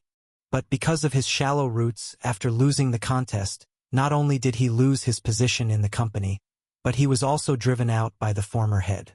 In the end, his entire family had to leave the capital city and move to Lane County." The same name, mechanic, Lane County. It seemed a bit suspicious, but that doesn't necessarily mean I'm part of the Ryan family, right? Leon frowned and said after thinking for a moment, "While Lane County is a small county, it has a resident population of several million, so having someone with the same name, it's not just the same name." Apparently having had similar suspicions, the woman cop shook her head upon hearing Leon's words and brought out the 3rd book she had prepared. "Look, this is a photo from a ball at the time. The person on the stage is your maternal grandfather. Are you expecting me to recognize people from photos?" Looking at the spirited yet very unfamiliar middle-aged man on the stage, Leon couldn't help but frown and said, "I have almost no impression of my maternal grandfather because of certain things, so even if you don't recognize him, don't you find this person familiar?" Pointing to someone in the crowd below the stage, the woman cop said helplessly, "That person is your maternal grandmother. Her appearance is just a mature version of Anna indeed." Looking at the woman in the photo, whose eyebrows and eyes bore a 7/10 resemblance to his sister except for some details, even Leon felt that this was probably not a coincidence. After returning to his seat with the 3 books, Leon, with his brows tightly knit, quickly leafed through the relevant records and also looked for related genealogies. Subsequently, he was extremely speechless to discover that if all this were true, not only was he part of the Ryan family, but he seemed to be of quite a high rank. Even the current head of the Ryan family would have to call him uncle. Although he was a distant uncle and had no inheritable property, not to mention his inheritance rights to a title were nowhere near the top 30, he was indeed a member of the Ryan family, and could barely be considered part of the direct lineage. My gosh, this is some real dog blood. And looking at the ever-increasing doubts in front of him, even though Leon didn't really want to acknowledge the kinship, he had to admit that he was probably part of the Ryan family. If there were only one or two suspicious points, it might just be a coincidence, but with so many coincidences piling up, it was hard to argue otherwise. Especially with a maternal grandmother who bore a 7/10 resemblance to Anna. The kinship was just an excuse to investigate the anomalous object. But now the mutton stew wasn't found, and I ended up acknowledging the kinship instead. Leon. Seeing Leon rubbing his temples incessantly with an unpleasant expression, the woman cop couldn't help but ask again, "What are you going to do?" "What do you mean, what am I going to do?" "The investigation of the evidence. These two matters are separate, you just go ahead and investigate." After dismissing it with a wave of his hand, Leon took out a pen and paper, and while jotting down the relevant records, he remembered Anna's secret. "I am a traveler, not only do I have no memory of my maternal grandfather, but even most things related to my parents were heard from Anna. But Anna is different from me, although both grandparents died of illness early. By counting the age, Anna should have met them when she was young. Maybe she knows about her own lineage. So, is this what Anna was hiding from me? But if it was this, why wouldn't she want me to see the photos? Also, is it really necessary to hide something like this from me? With a stomach full of questions, after finishing copying the records related to his maternal grandfather, Leon folded the paper and carefully kept it close, intending to ask Anna back home. Then he looked at the woman cop beside him, who seemed like she had more to say, and pushed a piece of paper he had filled out over to her. "Here, this is a list of those whose rise was strange, and who likely used some unscrupulous means. If you want to investigate the Ryan family, you can prioritize these people." "Ah, thank you." Taking the suspicious personnel list, the woman cop couldn't help but clench her fists and spoke with a complex expression upon seeing Leon restored to calm again. "Didn't expect you to really be part of the Ryan family?" "Hold up." Raising his hand to make a stopping gesture, Leon said with a serious face, "My Ryan is from Lane County's Ryan, not the Duke of Lionheart's Ryan. At least I have no such intentions, and since my family never mentioned this, it proves they probably have no interest in acknowledging this kinship either. So I hope this matter stops here. Afterwards you can investigate the Ryan family however you want, but I have nothing to do with this family." When he said this, Leon couldn't help but pause slightly. Although the woman cop didn't seem like the talkative type, just to be safe, he took out a notepad. "Tell you what, let's consider what just happened as confidential content, only known to you and me. If I find out that someone else knows, don't bother writing the note. I'm not that kind of person." Glaring at Leon with dissatisfaction, seeing him acting as if zealously defending against being tied to the Ryan family, the woman cop inexplicably breathed a sigh of relief. Then, with a look of slight respect, "Although the Ryan family doesn't have a very good reputation, it's still a noble house with over 500 years of history, and your grandfather is of the direct lineage. I thought you would. What you think isn't necessarily true. Besides, how do you know I wasn't telling the truth just now and wouldn't turn around and recognize the Ryan family?" After cutting off the woman cop, seeing as she didn't conceal the discovery and conducted a secret investigation on him, but came straight out with it, to avoid her getting into trouble again due to rashness, Leon couldn't help but advise, "You're not a bad person, but you're a bit too impulsive, always making decisions on a whim. For instance, since you know I have interests related to the Ryan family, why still tell me directly? And before, it was just a misunderstanding. Why were you so certain that I must be a rebel? Your judgments are too hasty. When you encounter similar situations in the future, try thinking it over before deciding. Acting so rashly won't do." I'm not entirely without thought." Hearing Leon's assessment of her, being called impetuous and reckless by someone younger, the woman cop's face flushed slightly, and couldn't help but try to salvage her dignity. "I told you directly because I felt you're not a bad person and unlikely to collude with the Ryan family.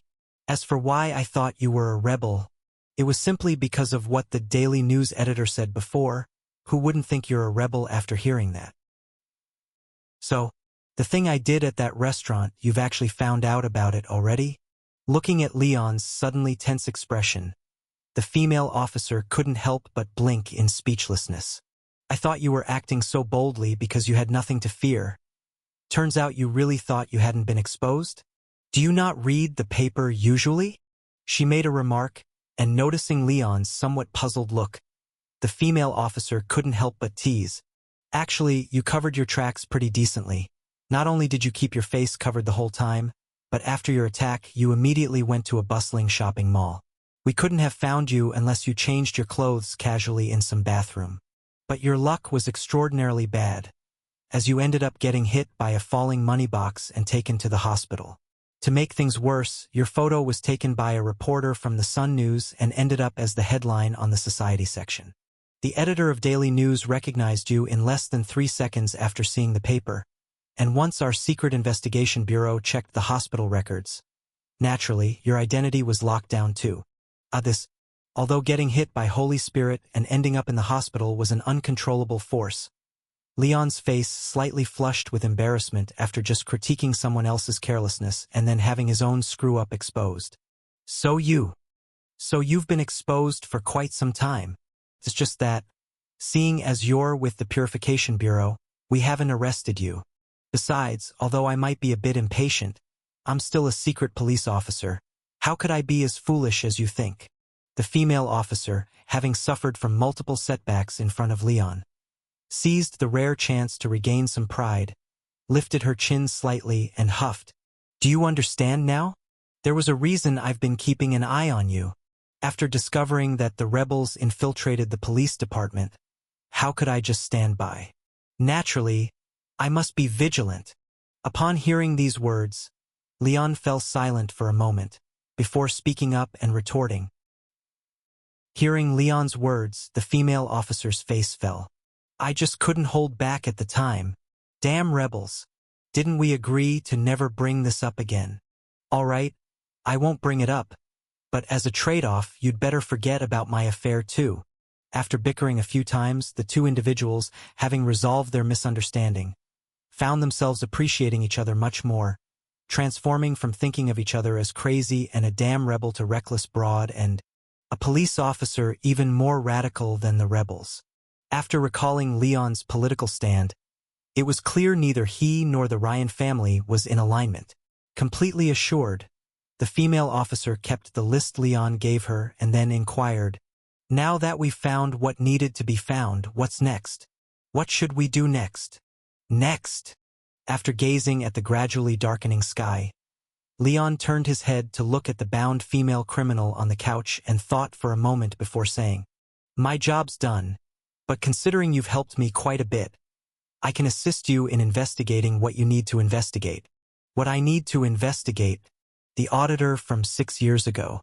Understanding Leon's implication, the female officer's expression grew severe as she rose and walked to the sofa's side, earnestly facing the gagged female criminal and saying, you should understand by now that there's no chance for you to escape, and once back at the Secret Investigation Bureau, you'll face 24-hour thematic interrogation until you confess everything. Don't worry. I'm not here to ask about the rebels right now. Seeing the female criminal struggling and glaring at her, the female officer took a deep breath, then sincerely continued, I know you don't trust me, and you'd prefer to personally take revenge on the Ryan family than clear your husband's name, but I still hope you'll cooperate with my investigation. And since the Princess assassination affair is such a big deal, upon returning to the Secret Investigation Bureau, all inquiries directed at you will only target the rebels themselves. Your husband's case is unlikely to be pursued. Hence, this is not only my last chance, but your last chance too. After saying all these words, observing the now still female criminal, the female officer tentatively asked, would you cooperate with my investigation? If yes, blink your eyes. After a moment of hesitation, the female criminal, hearing this, laboriously turned her head to glare at Leon in the distance. Relax. Everything I wanted to know has been asked already. Understanding her fear of trick questions about the rebels, Leon raised an eyebrow and retorted, moreover, think about it. If I intended to extract information from you, would it matter whether you spoke or not? Hearing Leon's retort, The female criminal couldn't help but feel disappointed, blinking her eyes in mild despair. Indeed, his bizarre interrogation method seemed to just need her awake. Even if she persistently stayed silent, he could still directly extract the answer. Phew! Once the cloth was removed from her mouth, the female criminal first glared at Leon, unwillingly, then took a deep breath and coldly looked at the female officer. About my husband's issue, how do you plan to investigate? Start by verifying identities. After preparing some paper and a pen, the female officer slightly frowned and said, among those capable of harming your husband, the former Minister of Defense of the Military Department has already been executed by royal order, so the rest are your husband's superior and whoever from the Ryan family at the time. My husband's superior needn't be checked anymore. Interrupting the female officer's words, the female criminal first snorted coldly, then said with a bit of grim satisfaction, he was one of your secret investigation bureau officers, who disappeared approximately 4 years ago after work. By the time he was found, he was already decayed. All you need to check is who was running Ryan Armaments Company at that time. 4 years ago. Hearing this, the female officer was startled and hurriedly asked, the former head of the interrogation division? That I am unsure. The female criminal shook her head, coldly laughed, and said, I only know he utterly forgot about my husband. It was only after repeated reminders that he'd remember having such a fool as a subordinate. Isn't it funny? However, he wasn't completely useless. Casting a glance at the somewhat uncomfortable expression of the female officer, the female criminal chuckled self-deprecatingly. Indeed, I should thank him, if he hadn't begged for his life before dying, claiming he was just a task handler and that someone else was truly after my husband. I wouldn't even know who to hate. Asterisk sigh. Was it ultimately someone from the Ryan family? Asterisk. Clapping her lips and crossing out superior. Writing Ryan Armaments Company, the female officer turned to glance at Leon beside her. The one in charge of the Armaments Company 6 years ago was Bobby Lane. Recollecting the relevant records, Leon crisply and directly mentioned a name, then said thoughtfully, on the list I gave you, he's second. He's the younger brother of the current head of the Ryan family, with nearly a 20-year age gap. Oh, and his brother doesn't have any heirs, so unless something unexpected happens, he's expected to take over the Ryan family and become the next Duke of Lionheart. It was a bit later, in the suite on the east wing of the main building of Ryan Manor. Lord Thomas, after respectfully bowing to the blond middle-aged man, the butler responsible for entertaining Leon and the others began his report. After the two guests entered the exhibition building, they first tied up the third person and placed him on a sofa, then entered the genealogy hall, staying there for nearly 6 hours. As you requested, we counted about 70 records they reviewed, focusing on the last 60 years, covering 6 areas: timelines, major events, genealogies, missing persons and death lists, and industry reports. Everything else is understandable, but why the missing persons and death lists? Wait! Upon hearing this, the blond, middle-aged man furrowed his brow, raised his hand to signal the butler to stop reporting, and actively asked, are you sure they stayed on the first floor the whole time without going upstairs or leaving? Yes. The elderly butler nodded and said, upon learning of their intent, I locked the second and third floors, keeping the keys on me at all times, and had 2 maids serve in the tea room, with a servant in the courtyard sweeping the fallen leaves. If they had left, it would be discovered immediately. Then they really didn't leave. Seeing the old butler's determined look, the blond, middle-aged man couldn't help but furrow his brow even tighter. Asterisk so. Was I overthinking? Were they really just here to search for family connections? But if that was the case, this combination of theirs is just too strange. Asterisk. After pondering for quite a while and still unable to fathom what those 3 were up to, the middle-aged man could only lower his head, eyebrows knitted tightly, as he glanced at the guest registration list by his side. The Minister of Defense's daughter, a new employee of the Purification Bureau, and a member of rebels who participated in the assassination of the princess. None of these three parties got along with his family, especially the Minister of Defense's daughter. Her father was a reformist in the military, the first high-ranking military official to lean toward the princess. Even before he came to power, he was already eyeing a takeover of their arms business. During this assassination incident, those damned rebels used weapons released from their family's arms company, clearly aiming to exploit this contradiction and hand the minister a knife. And as he anticipated, under their family's influence, the task force was initially prepared to ignore this lead. But the moment that daughter of the minister joined, she immediately insisted on investigating the weapon source. Fortunately, Lord Bobby reacted swiftly. Using his wife's birthday as an excuse, he invited numerous old nobility to a banquet, where he framed the investigation as a signal from the princess to target the old nobility, which temporarily slowed down the investigation's progress. Had he not pulled off such a trick, stalling the minister's daughter and leaving ample time to clear both evidence and personnel, their family's arms company would surely have suffered a brutal hit, losing a huge chunk of fat profits. Reminiscing about that female officer who sent over a dozen inquiry letters and relentlessly pursued them, the blond, middle-aged man couldn't help but feel a tinge of bitterness spread over his face. Her father was like an old, fierce, and ruthless dog, and this woman was cast in the same mold. Once she bit into someone, she never let go. As for the remaining two people, the rebels needed no mention. Their original slogan was just to dethrone the incompetent royal family, cede major powers, and limit the nobility's power and parliamentary seats in passing. But recently, for some reason, these rebels suddenly became 10 times more radical, even claiming the royal family and nobility were fleas in the crotch, inevitably to be caught and crushed eventually. Now, they were already mortal enemies to his family. And then there was the Purification Bureau. Gently tapping his fingers on the registration list, after making a heavy mark with his nail on Leon Lane's name, the blond middle-aged man gestured for the butler to leave, and then, holding the registration list, departed the suite through the connecting archway to the manor's main building. Thomas! Hearing a knock on the door, the young man at the desk, engrossed in reports, looked up in surprise, smiled at the middle-aged man in the doorway, and said, "Working so late? Were you always such a diligent person?"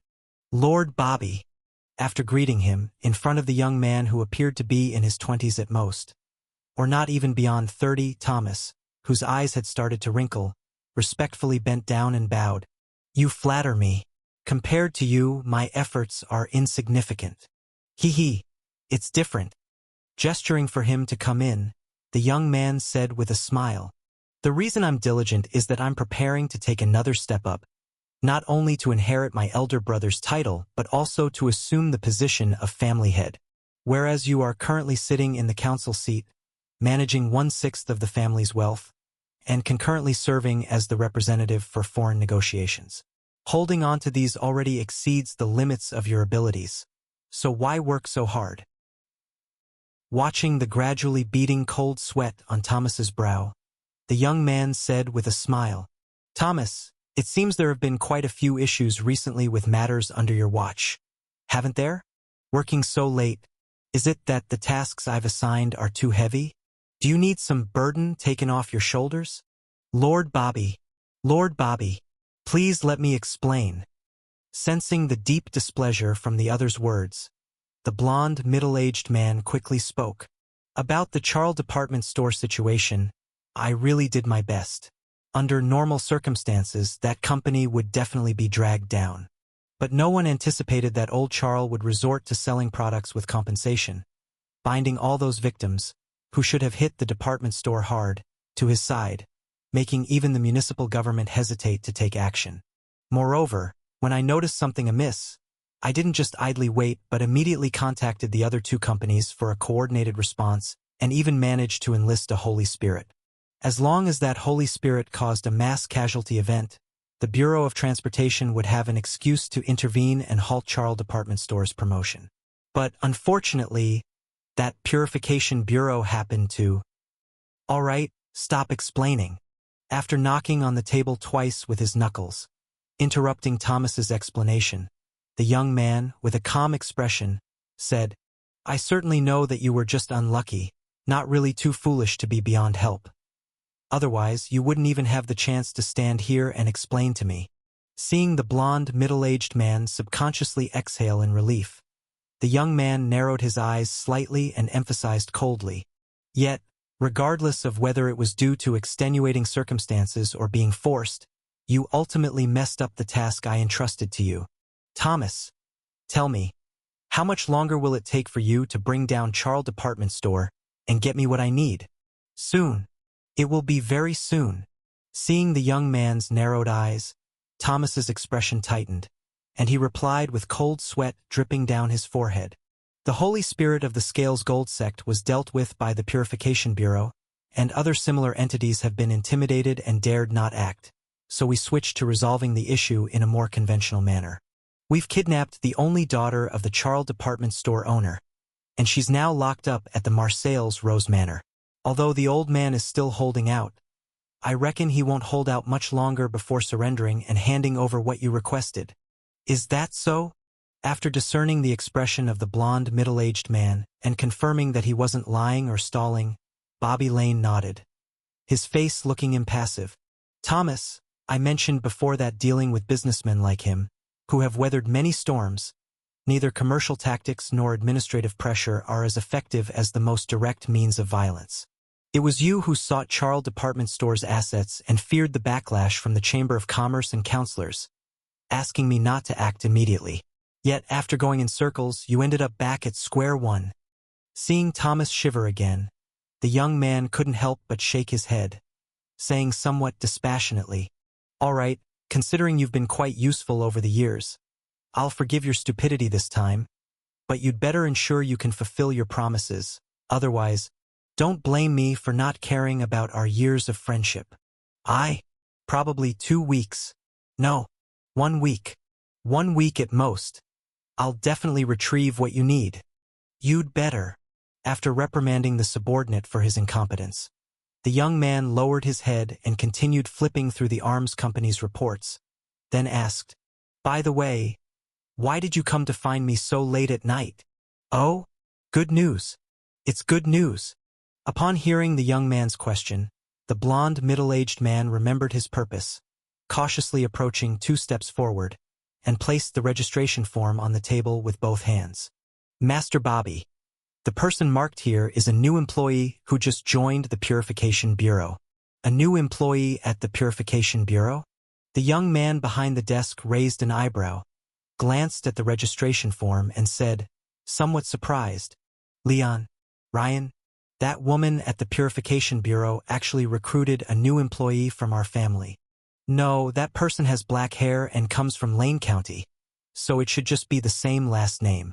After briefly explaining Leon's situation, the blond, middle-aged man said with some excitement, "But this person visited today, saying they suspected their ancestors might have some connection with the Ryan family, seemingly having the intention of lineage recognition. And your domination ability can absolutely control your lineage and subordinates, so as long as I list him in the family genealogy, you can plant a mole inside the Purification Bureau. The employee from the Purification Bureau, coming to claim kinship with me?" Upon hearing Thomas's words, the young man's brow furrowed again, unconsciously tapping the registration form on the table, beginning to suspect whether the Purification Bureau had discovered something. After all, a new employee who just joined the Purification Bureau, with not much strength yet, comes proactively to claim kinship, willingly stepping into the domain of my authority. This is like manna from heaven, an opportunity that seems almost too good to be true. Asterisk, but could this serendipitous opportunity actually be a trap for myself? That possibility seems lower. Asterisk. After recalling the terrifying achievements of a certain red-haired woman, the young man's lips involuntarily twitched slightly, mocking his paranoia and flights of fancy. Asterisk, set traps. That's why I've remained so upright over the years, almost never using abilities outside the Ryan family. With that woman's strength, if she suspects or even targets someone, even a descending true god could end up with bruises, possibly even being directly killed. Am I, at my current level, worthy enough for someone to elaborate traps on? Asterisk. All right, you've earned a merit. After mocking his own paranoia, a hint of a smile finally appeared on the young man's face, and he said to the middle-aged man brimming with joy, "If you can truly accomplish this task and plant someone inside the Purification Bureau, apart from securing your position, I can offer you some rewards beyond imagination. Besides a youthful appearance, I can provide a healthier body, stronger functions, and even extra lifespan. Thank you, Master Bobby. Thank you, Master Bobby. No need to thank me, you deserve it." Seeing Thomas's face turn red with joy and excitement, the young man chuckled. Asterisk, if you make mistakes, you should accept punishment, and if you accomplish things correctly, you naturally deserve rewards. However, for this matter, I'm not planning to intervene directly. Asterisk. After giving the blond, middle-aged man a glance, the young man grinned, saying with a smile, "The fewer people who know about my ability, the better, so I'm intending to give you a part of my domination power, enabling you to control that Leon and act as a middleman between him and me. From now on, any intelligence he obtains from the Purification Bureau should be organized by you and presented to me alone. No one else is allowed to see it. Oh, also," raising his hand to the corner of his mouth, performing a gesture of pulling a zipper, the young man looked at the delighted cannon fodder in front of him, smiling as he added, "I just imposed a new command on your soul. Once you disclose my existence, your soul will instantly extinguish itself. So when you communicate with that Leon, it's best to watch your words carefully. I certainly wouldn't want you to turn into an unrecognizable pile of meat due to a slip of the tongue." Upon hearing the young man's warning, Thomas's expression naturally turned solemn, promptly agreeing. Understood. Rest assured, Master Bobby. I will definitely. All right. No need for more useless words. Finally hearing some good news, with his mood fairly good, the young man lowered his head, continuing to focus on his work while asking, "Thomas, is there any other news? If not, you should get to work." "I'm on it. I will definitely not disappoint you this time." Not only escaping with his life but also gaining a substantial benefit, the blond middle-aged man, overjoyed, quickly made promises, then hurried back to his room to call his butler, heading out overnight to find the elder managing family member identities, planning to register that guy named Leon in the family record. However, just less than 5 minutes after he left, a figure in a black coat, using the cover of the night, drifted from the shadow of the outer wall to the 5th floor, then eerily unlocked the window from the outside, directly entering the blond middle-aged man's bedroom. Nobody? Leon, who had found himself unexpectedly empty-handed after playing the role of a flying thief, couldn't help but frown. He reached out to press his hand against the black goat's forehead, intending to use soul vision to locate his target. However, the black goat in the shopping bag tilted its head slightly, avoiding his fingers, and quietly reminded him, "Don't use our ability just yet. Not even the soul vision. The scent of hearts is everywhere here. Just like we can detect its traces, it's bound to find us too." Sniffing like a dog, the black goat muttered with a mix of joy and worry, "The scent is really strong, huh? Looks like our heart is doing much better than us. TSK." Hearing the black goat's monologue, Leon, who was about to leave and find the next target, couldn't help but give it a sidelong glance. Goodness, it's not about fearing your brother's hardships, but fearing your brother drives a Range Rover, right? By the way, I seem to have forgotten to ask something. Pulling his hand out of the shopping bag, Leon asked with some curiosity, "Does your heart also have its own intelligence?" "Of course, we are the great demon closest to the true God." The black goat snorted and said, "Although we can't reach the level where even a piece of meat can retain intelligence like the true God, we're not too far off. For organs like the heart, which carry part of the authority, it's quite normal for them to possess consciousness once detached from the main body." "All right then, if you say it's normal, it's normal." Showing no interest in discussing demonic physiology with the black goat, Leon went straight to the question he was most concerned about. "Since the wills of you two are separate, after I acquire your yang heart, will you or it be the dominant one? Or will you two become one?" "Well." Hearing Leon's question, the black goat was slightly taken aback and hesitantly replied, "It should be us, right? Seeing its somewhat uncertain demeanor, Leon couldn't help but tease. Earlier, when I asked about your heart's ability, you weren't sure. You only knew it was related to pride and domination. Now I ask who will be in charge once the heart is acquired, and you still can't give a definite answer. Aren't you supposed to be the knowledgeable great demon? How come you don't even understand your own body? We are indeed the great demon, but this is also the first time we've been taken apart so thoroughly. How could we understand something we've never experienced before? As for the ability, although our heart grows within our body, we never dug it out to take a look. What's strange about not knowing what extent it can reach? Veins in your body are also yours, but have you ever cut yourself open to see them personally? Do you know exactly how long they are? After habitually defending itself with a retort, the black goat felt a bit embarrassed and clicked its tongue. Realizing the issue of who would be in charge truly required consideration. Never mind other things for now. Based on their original roles within the body, as the horns, the rage and combat under its command barely rank third in terms of intensity. The pride and ambition governed by the heart, however, were unambiguously first. If it worked hard to retrieve the heart only to fail at unifying and losing control instead, it would be akin to acknowledging a stranger as a father.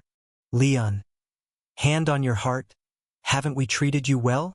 After pondering for a moment, the black goat, sensing a kind of imminent crisis, proactively sought support. Though we, too, have selfish motives and always encourage you to enjoy to the fullest, have we ever caused you trouble? Haven't we always done what you said? We remain silent when you tell us to. We warn you when you're in danger. And we haven't asked for anything besides the occasional cigarette. We didn't even get mad when you stepped on our head. The more it spoke, the more the black goat felt its demonic status was constraining. So it decisively stopped acting pitiful and justified. Leon, think it over. If we can't overpower it and lose the dominant position, will the new us cooperate with you like this? Let's not even mention the life and death connection we share. Just for this fact alone, shouldn't you be on our side? Honestly, there's some truth to what it's saying. Leaving other points aside, the goat horns had been dealt with harshly by the red-haired director, essentially tamed intensely, so they were bound to be more docile compared to the 6 remaining wild ones. Should a new dominant will come, there's no guarantee it would be as compliant. All right then. Peering down to ensure nobody was around, Leon climbed out of the window again, straddled the witch's broom hovering at the corner of the wall, and casually asked, "How can I help you maintain your dominance?" Few. Seems you have a conscience, kid. Seeing Leon hadn't refuted its words, the black goat secretly breathed a sigh of relief, then hastily continued while the iron was hot. Of course, you should thoroughly thrash it, completely disregarding the bond of shared maternity. Shared kinship, the black goat sinisterly said. It's perfect that your pendant carries the power of the Holy Spirit, naturally harmful to demons. Once we help you get the heart, you must go all out, using your pendant to scorch it severely. Make its intensity lower than mine, letting it know who the boss really is. We'll see. We can't just wait and see. You must be ruthless. Realizing Leon's standpoint seemed a bit unsteady, fearing he might have plans to negotiate with its heart, the black goat quickly continued to whisper in his ear. Even though it's the first time meeting its own heart, it carries the authority of pride. It's obvious it would naturally disdain being subordinate to others, so you must decisively strike hard to curb its arrogance. But I don't quite like striking hard without reason. Let's wait until we find them.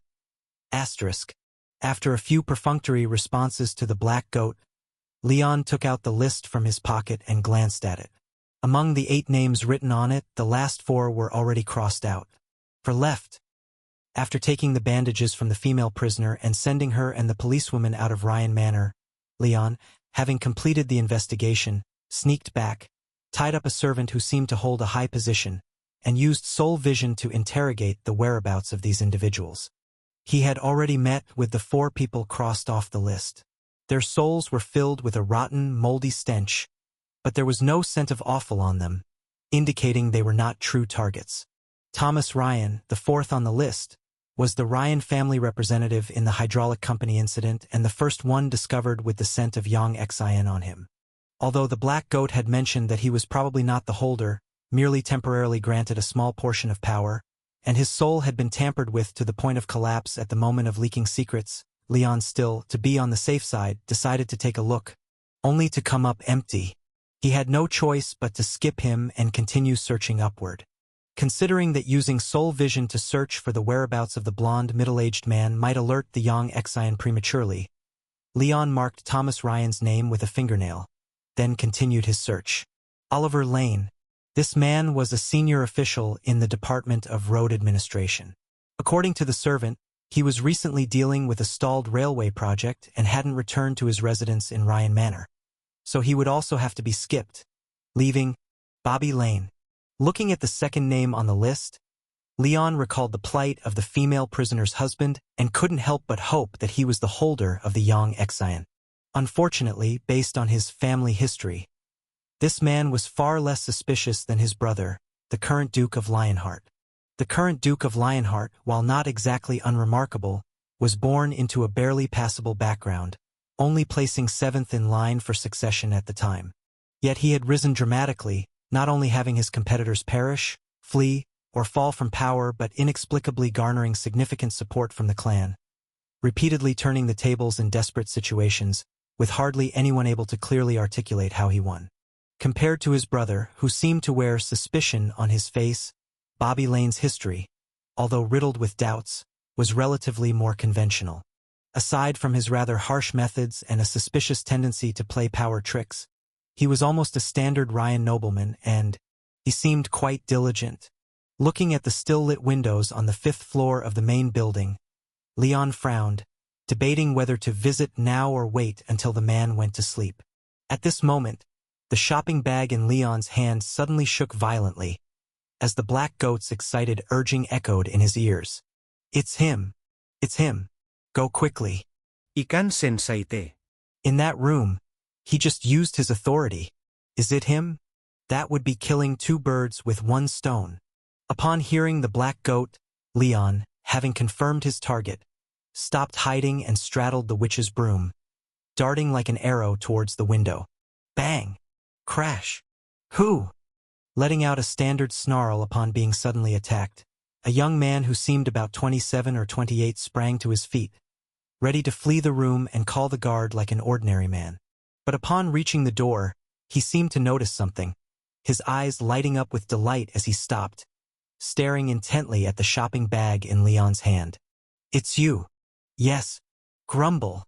Sticking out its tongue to lick a hole in the shopping bag and reveal its mouth, the Black Goat was about to exchange a few bold words with its counterpart but managed only a single syllable before being filled with gusting wind.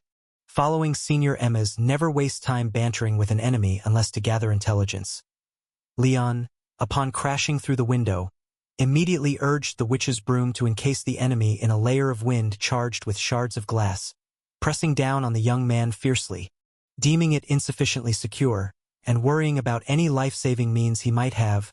Leon simultaneously unleashed the power of the Holy Spirit pendant, at once expending the energy equivalent to jogging 5 kilometers, grinding fully against the young man's soul. Hod hod hod. The sound of sharp weapons penetrating flesh resounded continuously as, under the spiritual assault from the Holy Spirit pendant, the young man's eyes briefly glazed over with joy, leaving him no time to resist before he was sent flying by the gust, slamming hard against the wall. Hundreds of glass shards, like sharp knives, shredded his front with blood spurting everywhere, even piercing all the way through, embedding in the purple-violet wall behind him, blooming into bizarre and vivid flowers of blood. Holy shit! Struggling free from the shopping bag and gazing at the young man almost pinned against the wall, the Black Goat gaped in astonishment. "And you said you don't like striking hard? How bad would it get if you did?" Was it resolved just like that? Though the outcome he'd hoped for presented itself, so easily wrapping up the target left Leon with a surreal, almost unreal feeling, and he felt a little nauseous, even though, at the moment of the attack after breaking the window, He had already confirmed the opposing soul's characteristics were of the type warranting execution without concern, removing any burden of conscience. Yet the sight of a corpse that even heavily pixelated would never air on TV churned Leon's stomach, draining the color from his face. Backing up 2 steps, then lifting his sleeve to cover his nose and mouth, Leon took 2 deep breaths before hurriedly urging, "Where's the heart? Point it out to me quickly." Oh. Snapping out of its daze, the black goat scanned the young man, about to reveal the location of the Yang Xian, when it seemed to notice something amiss and shrieked suddenly. "Leon! I know!" Even as the bloody scene sickened him, Leon had maintained his gaze, identifying the abnormality earlier than the black goat. The moment the corpse on the wall's eyes subtly moved, and before the black goat cried out, Leon activated the Holy Spirit pendant to form egg-sized stones, and snapped at the young man's joints. Uncertain why the enemy could undergo resurrection, Leon held nothing back this time, preemptively forming fine needles and striking the young man's vital areas with high-speed thrusts before destroying the joints. Hod. Under Leon's relentless onslaught, within a single breath, the young man's body burst with over a dozen vivid blood splashes, even piercing a small hole between his eyebrows. Eerily, despite enduring such physical damage, he persisted in functioning normally, staggering back to sit once more in his chair. Wonderful! Simply wonderful! Tilting his head slightly to avoid an invisible attack aimed at his vocal cords, the young man, his face drenched in blood, smiled brightly at Leon. "When I found out the angle was in that woman's hands, I thought I'd never get it, having to search for the remaining 5. Yet she actually gave it to you." Seeing Leon in front of him gasping and staring at him in shock, the young man spoke earnestly. "You're the new employee at the Purification Bureau, right? Thanks.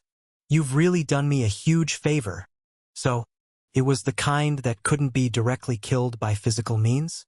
After pondering the young man's words for half a second and determining there was no valuable intelligence in them, Leon ignored the other's fiery rhetoric. Instead, he directly asked, "I've inflicted enough damage on you to kill you 10 times over, so why aren't you dead?" The Emma Remnant Scripture, Article 9. When facing an enemy who is arrogant and believes they've already won, try directly inquiring about their ability's intelligence. The enemy might inadvertently divulge their weaknesses. It's simple, really. There are plenty of people willing to die in my place.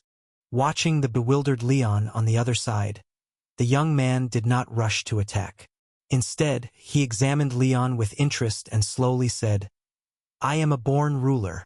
It's only natural that I enjoy everything, and those born to be ruled by me are equally destined to give me everything. Labor, flesh, faith, even life, all fall within the scope of contribution. Do you understand now? Could it be damage transfer or expendable substitutes?" Having successfully extracted the main useful information from the other's arrogant and pretentious speech, Leon couldn't help but admire how indeed the Emma Remnant Scripture proved effective. He then continued to dig deeper. "So, to kill you, I must first deal with all those under your control." "You can say that." The young man nodded, then smiled and asked, "But can you do it? I am now the first heir to the Ryan family title, the undisputed next Duke of Lionheart. So can you handle killing over 90,000 people scattered throughout the kingdom at once? Or are you planning to kill me over 90,000 times continuously?" Don't believe him. Just as Leon instinctively frowned, hesitating whether to retreat strategically, the black goat seemingly came to life and suddenly shouted, "It's one thing to deceive others. Do you dare spout nonsense right in front of my face? Even though you're doing marginally better than I am, I can smell it on you. You're barely 1/3 of your peak strength right now. Moreover, with the Zodiac branch office stationed at the capital city, don't even think about spreading your power across the whole kingdom. If you dare extend your control even down the street, I'll eat this building right here." Damn it. Such trouble. Seeing Leon, whose eyes flickered with understanding, once again aiming at his vital points, the young man couldn't help but frown, shifting his gaze to the goat head in Leon's hand. "Are you going to betray me?" "Oh?" Startled by the question, The black goat fell silent for 2 seconds, then exploded with anger. Who the hell are you? Betray you? I am the main body. You're merely a split piece that. What nonsense are you spewing? Rudely interrupting the black goat's tirade, the young man clenched his right hand into a fist and pounded it against his chest, speaking dissatisfiedly. Only the heart is the true source of a demon. I am the original main consciousness. As for you, you're merely a false will that self-manifested, using the scraps left behind after the soul shattered when my horn was severed. Bullshit. Originally planning to gather a little brother, but being immediately denied by the little brother as if his existence was nothing. The black goat erupted in fury, eyes bulging as it bellowed. You're asking for it. I'll teach you a lesson today. Even if you run to the ends of the earth, Damn. Asterisk this Purification Bureau employee. Quite decisive. Asterisk. Watching Leon swiftly hop out the window with the goat head after just a few words. Already having flown about 30 meters, the young man shook his head speechlessly. Meanwhile, on the broom, the goat head, forcefully dragged away before finishing its threat, now out of its mind with rage, screeched, Leon, why are you running? Go back and fight it.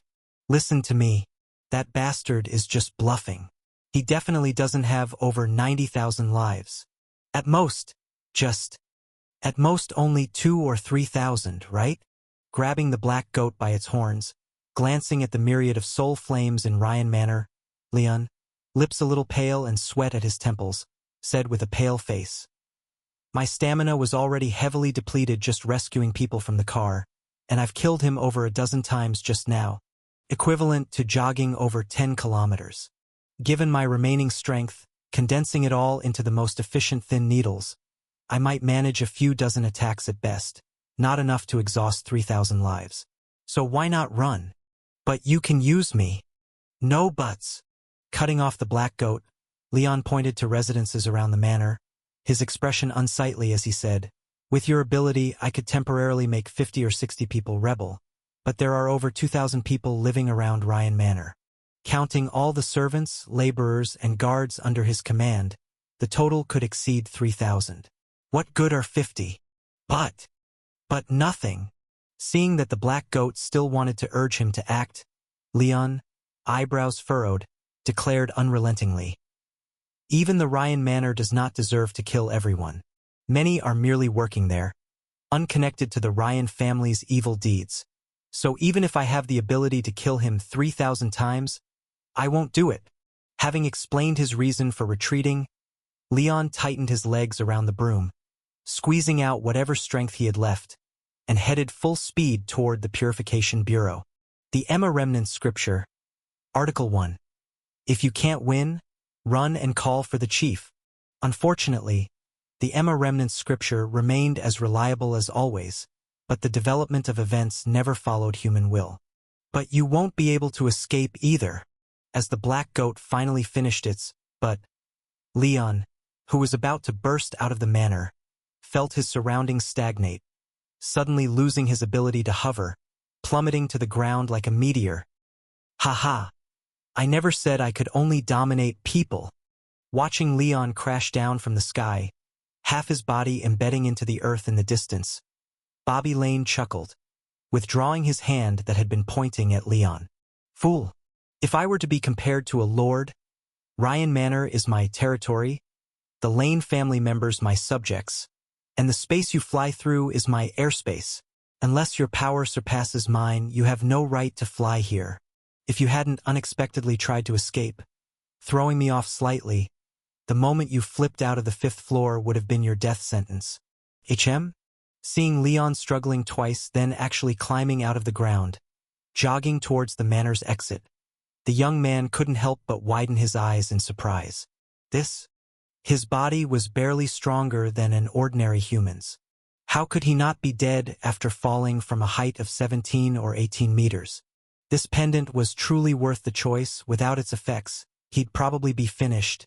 Hastily retracting the power of the Holy Spirit pendant, Leon restored the ground, temporarily transformed into a quagmire, and with his eyes filled with relief, He desperately sprinted toward the exit of Ryan Manor, holding his blood-drenched left hand aloft. Just moments ago, as he abruptly lost his flying ability and plummeted from the sky, Leon instinctively clutched the Holy Spirit pendant. He slightly slowed his fall while temporarily turning the landing spot and surrounding ground into a quagmire. Although the nature of soil and quagmire was similar, and not as different as steel and rubber, the energy consumed for a pure transformation was significantly lower than the carriage incident. Yet the scale of this temporary transformation exceeded 100 times that of the carriages. Coupled with the need to reserve some stamina for escape and not completely exhaust himself in one go, Leon had to alter the terms of his trade with the Holy Spirit pendant, exchanging easily recoverable stamina and willpower for the more difficult-to-recover body tissue. The depletion was indeed significant. It might take 2 or 3 months to regenerate. Looking at the 5 missing fingernails on his left hand and the bloodied flesh laid bare from fingertip to wrist after losing a chunk of skin, Leon, having narrowly escaped disaster, didn't bother to treat his hand but instead, while sprinting, shouted at the black goat, "Guide me! Which way is less crowded?" "East. Go east." Using soul vision, the black goat guided Leon to the path with the fewest people and awkwardly explained, It's not like I didn't warn you earlier. I just realized something was off when he started making his move. Without dwelling on it, Leon made a mental note before quickly asking, "What's really going on with Bobby Lane? Who's dominating whom between you and your heart?" "Well, I guess domination might not be the right word. He seems to be an incredibly arrogant and ambitious person, and his affinity with my heart is astonishing." Hearing Leon's question, the black goat pondered briefly before replying. "To put it simply, my heart should have devoured his heart and replaced its position. Strictly speaking, they should have mutually absorbed each other." Mutually absorbed? My heart absorbed his existence, replacing Bobby Lane as a person, but his personality and desires also imprinted on my heart. If, in the future, my heart gathers all its components, my main consciousness might swallow Bobby Lane's will. But for now, they're in a state where they can't be differentiated at all. Indistinguishable? Can such an anomalous object be used this way? Following the black goat's explanation, Leon frowned and said, "So your heart is him, and he is now your heart, meaning I can't disable his ability by destroying your heart?" The black goat nodded. "That's pretty much it. Wait, you actually intend to destroy my heart? Is it not allowed?" Leon stepped off the main path of the manor into a secluded garden and continued toward the entrance with the redwood, countering, "I only want to destroy your heart, but your heart intends to obliterate your will altogether. Which one do you find harder to accept?" In that case, it's definitely more of a bastard. Realizing what kind of fate awaited him should he fall into Bobby's hands, the black goat suddenly became 10 times more diligent than before, continuously monitoring the approaching souls. With its guidance and the capabilities of the parkour badge, leveraging the complex terrain of Ryan Manor, Leon managed to shake off waves of interceptors and successfully burst through the manor's gate, reaching the massive redwood tree. However, bang!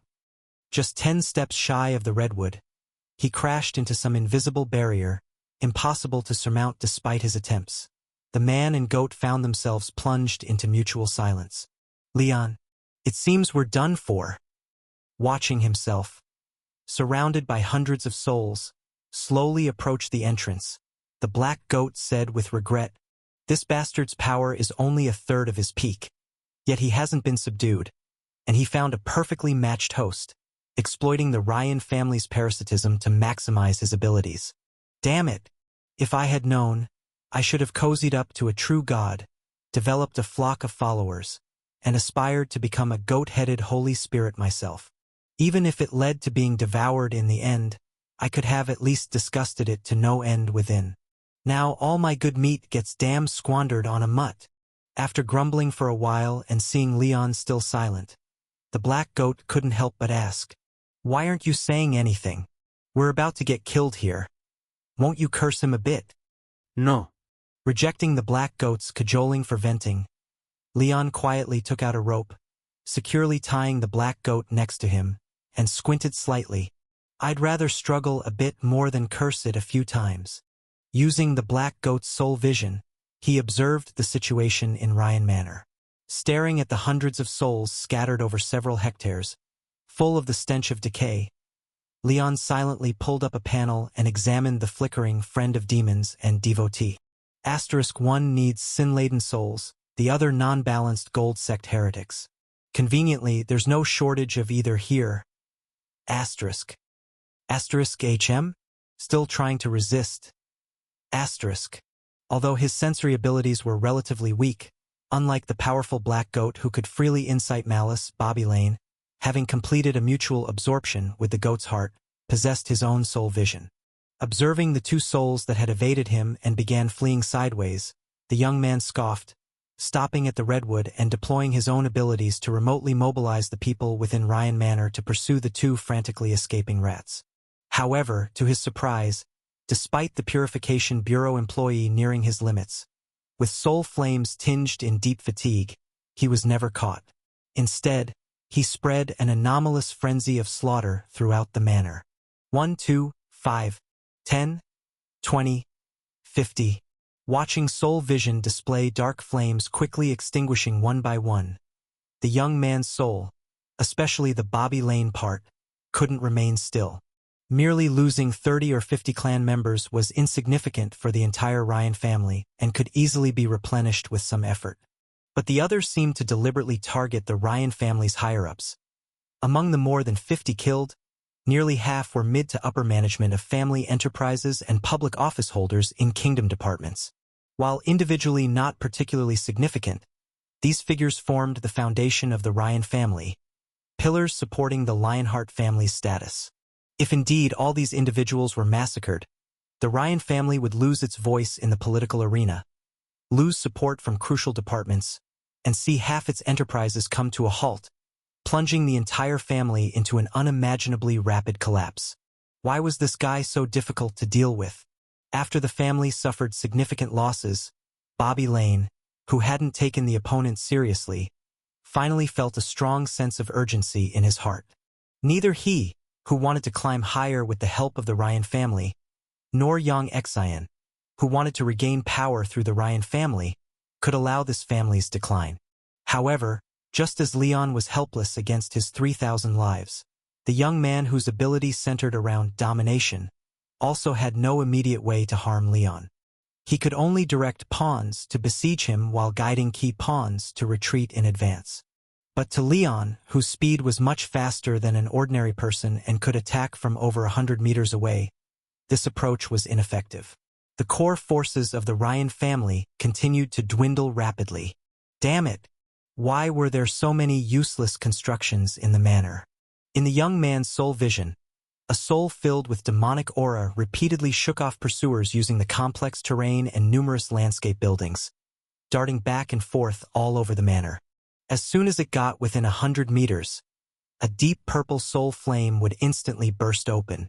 Immediately after, another version of himself, following closely, would gleefully catch the fragments and devour them like a whale swallowing a river. In this highly efficient individual massacre, only 2 or 3 minutes had passed before more than a dozen people fell to his toxic hands. Many who retreated in advance were just reaching the ground floor. Unstoppable. Absolutely unstoppable. Controlling the hundreds guarding several important members, but still seeing them all killed from 100 meters away by the opponent.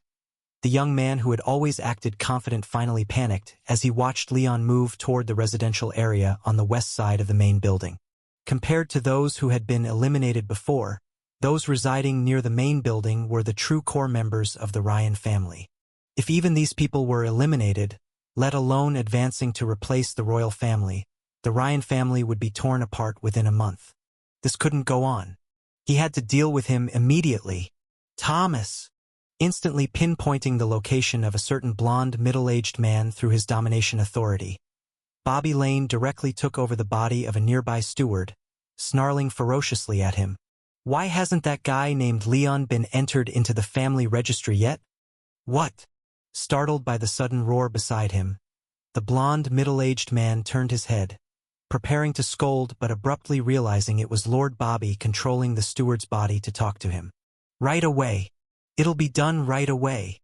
Hearing the old steward's voice, full of urgency and anger, Thomas couldn't help but shiver violently, immediately responding. The name was just entered, but the elder managing family member identities isn't around, so no one has stamped to seal it. I am taking the registry to find him. It will only take a few minutes. Bang! Just then, the blond, middle-aged man heard a loud bang, and the window on the 6th floor of a small building 300 meters away shattered. An old man with a head of white hair, bare-legged, agilely leaped out the window, crashing to death on the stone pavement below. Oh? Now you are the new manager of identities. With a cold expression, the possessed old steward said to the stunned blond middle-aged man, "Use your seal. If you don't have him entered in 10 seconds, I'll replace you." Hearing the old steward's urging, Thomas, trembling all over, felt his knees buckle, collapsing to the ground with a thud. He then crawled toward a servant, seized the family registry, turned to the last page and forcefully stamped with his own seal. "I won." Seeing the crooked seal in the family registry and sensing the new member now connected into the authority, the old steward finally regained his originally confident expression. His current strength was not comparable to his peak, and he barely had a good strategy for dealing with someone with such standout individual ability. However, as a former great demon, his hierarchy level was astonishingly high. Once enveloped into the corresponding rules of his authority, under a true god, no one could remain unaffected. Leon Lane. With consciousness extracted from the old steward and entering a new body, Bobby Lane controlled the elderly body to walk to the window, opened the window on the 3rd floor, and shouted confidently at Leon 70 to 80 meters away. "D!" Accompanied by this hoarse, chilly shout, Leon's figure paused in the distance as he felt his soul pulled away instantly, placed inside a pyramid. Inside this non-physical pyramid stood nearly 100,000 souls from top to bottom. From the 2nd tier, a soul was sending an irresistible decree, but it seemed not to be mandatory. Upon inspecting his soul's position and discovering he too was on the 2nd tier, Leon's soul wavered slightly before instinctively returning the gesture and retaliated with a mental needle. "Go to hell." "Oh? How could this be? Why were you on the 2nd tier too?" Puff! The command failed, and Bobby Lane widened his eyes, unable to utter a question before his right eye suddenly darkened. He immediately lost control of the body, marking its death at the opponent's hand. Thomas! Spotting something amiss, he quickly re-entered the old steward's body, angrily shouting at the panting blond middle-aged man sitting on the ground. "What did you do?" "Huh? What did I do?" "That Leon Lane. He's now one of those eligible for inheritance, not counted as my subordinate." "Damn it! I told you to enter him as a collateral line, not to give him inheritance rights." "No, I didn't. Hastily unfolding the family registry, turning to Leon Lane's page, he held it out to the old steward, the blond middle-aged man quivering as he defended. "I registered him as a collateral, Lord Bobby. Look, it's truly a collateral line. It truly wasn't registered incorrectly." After examining the registry seals and confirming no errors, Bobby Lane thought momentarily and realized that damn guy was indeed a member of the Lane family, with inheritance rights too. The absence of a trigger for his ability before was because his name hadn't been entered into the registry, and his identity hadn't been recognized. Now that his name was in, his inheritance rights were acknowledged. Even though his succession rank was rather low, under the rules sorting by authority, he, merely a current heir, indeed had no eligibility to command him. In that case, there was no other choice. Looking at the thick family registry in front of him, the expression of the old steward became uncertain before he took a deep breath and collapsed forward. Meanwhile, a maid, sleeping outside the Duke of Lionheart's room, suddenly opened her eyes and got out of bed, adeptly pulling a pair of scissors from the cabinet and swiftly heading towards the Duke of Lionheart's bedroom. It seemed I had already guessed its ability. After the soul detached from that strange pyramid and returned to the body, Leon, a bit dazed, shook his head, temporarily stopped eliminating the vile Ryan family members, and instead turned to the black goat to ask, "You said before that your heart represents inflated ambition, so the ability should be related to pride and domination, right?" "Huh." The black goat, who was absorbing evil souls, was slightly taken aback, then nodded and said, "Pretty much, according to my understanding of it, that's about right." "Then it's easy to understand." After recalling the appearance of the pyramid, Leon, with a rather certain expression, judged, "I'm not too sure about pride, but I've almost figured out the rules regarding domination. The root of his dominating ability should be power." After merging with Bobby Lane, leveraging his status as the first heir, his dominating ability was greatly enhanced, successfully merging with the Ryan family.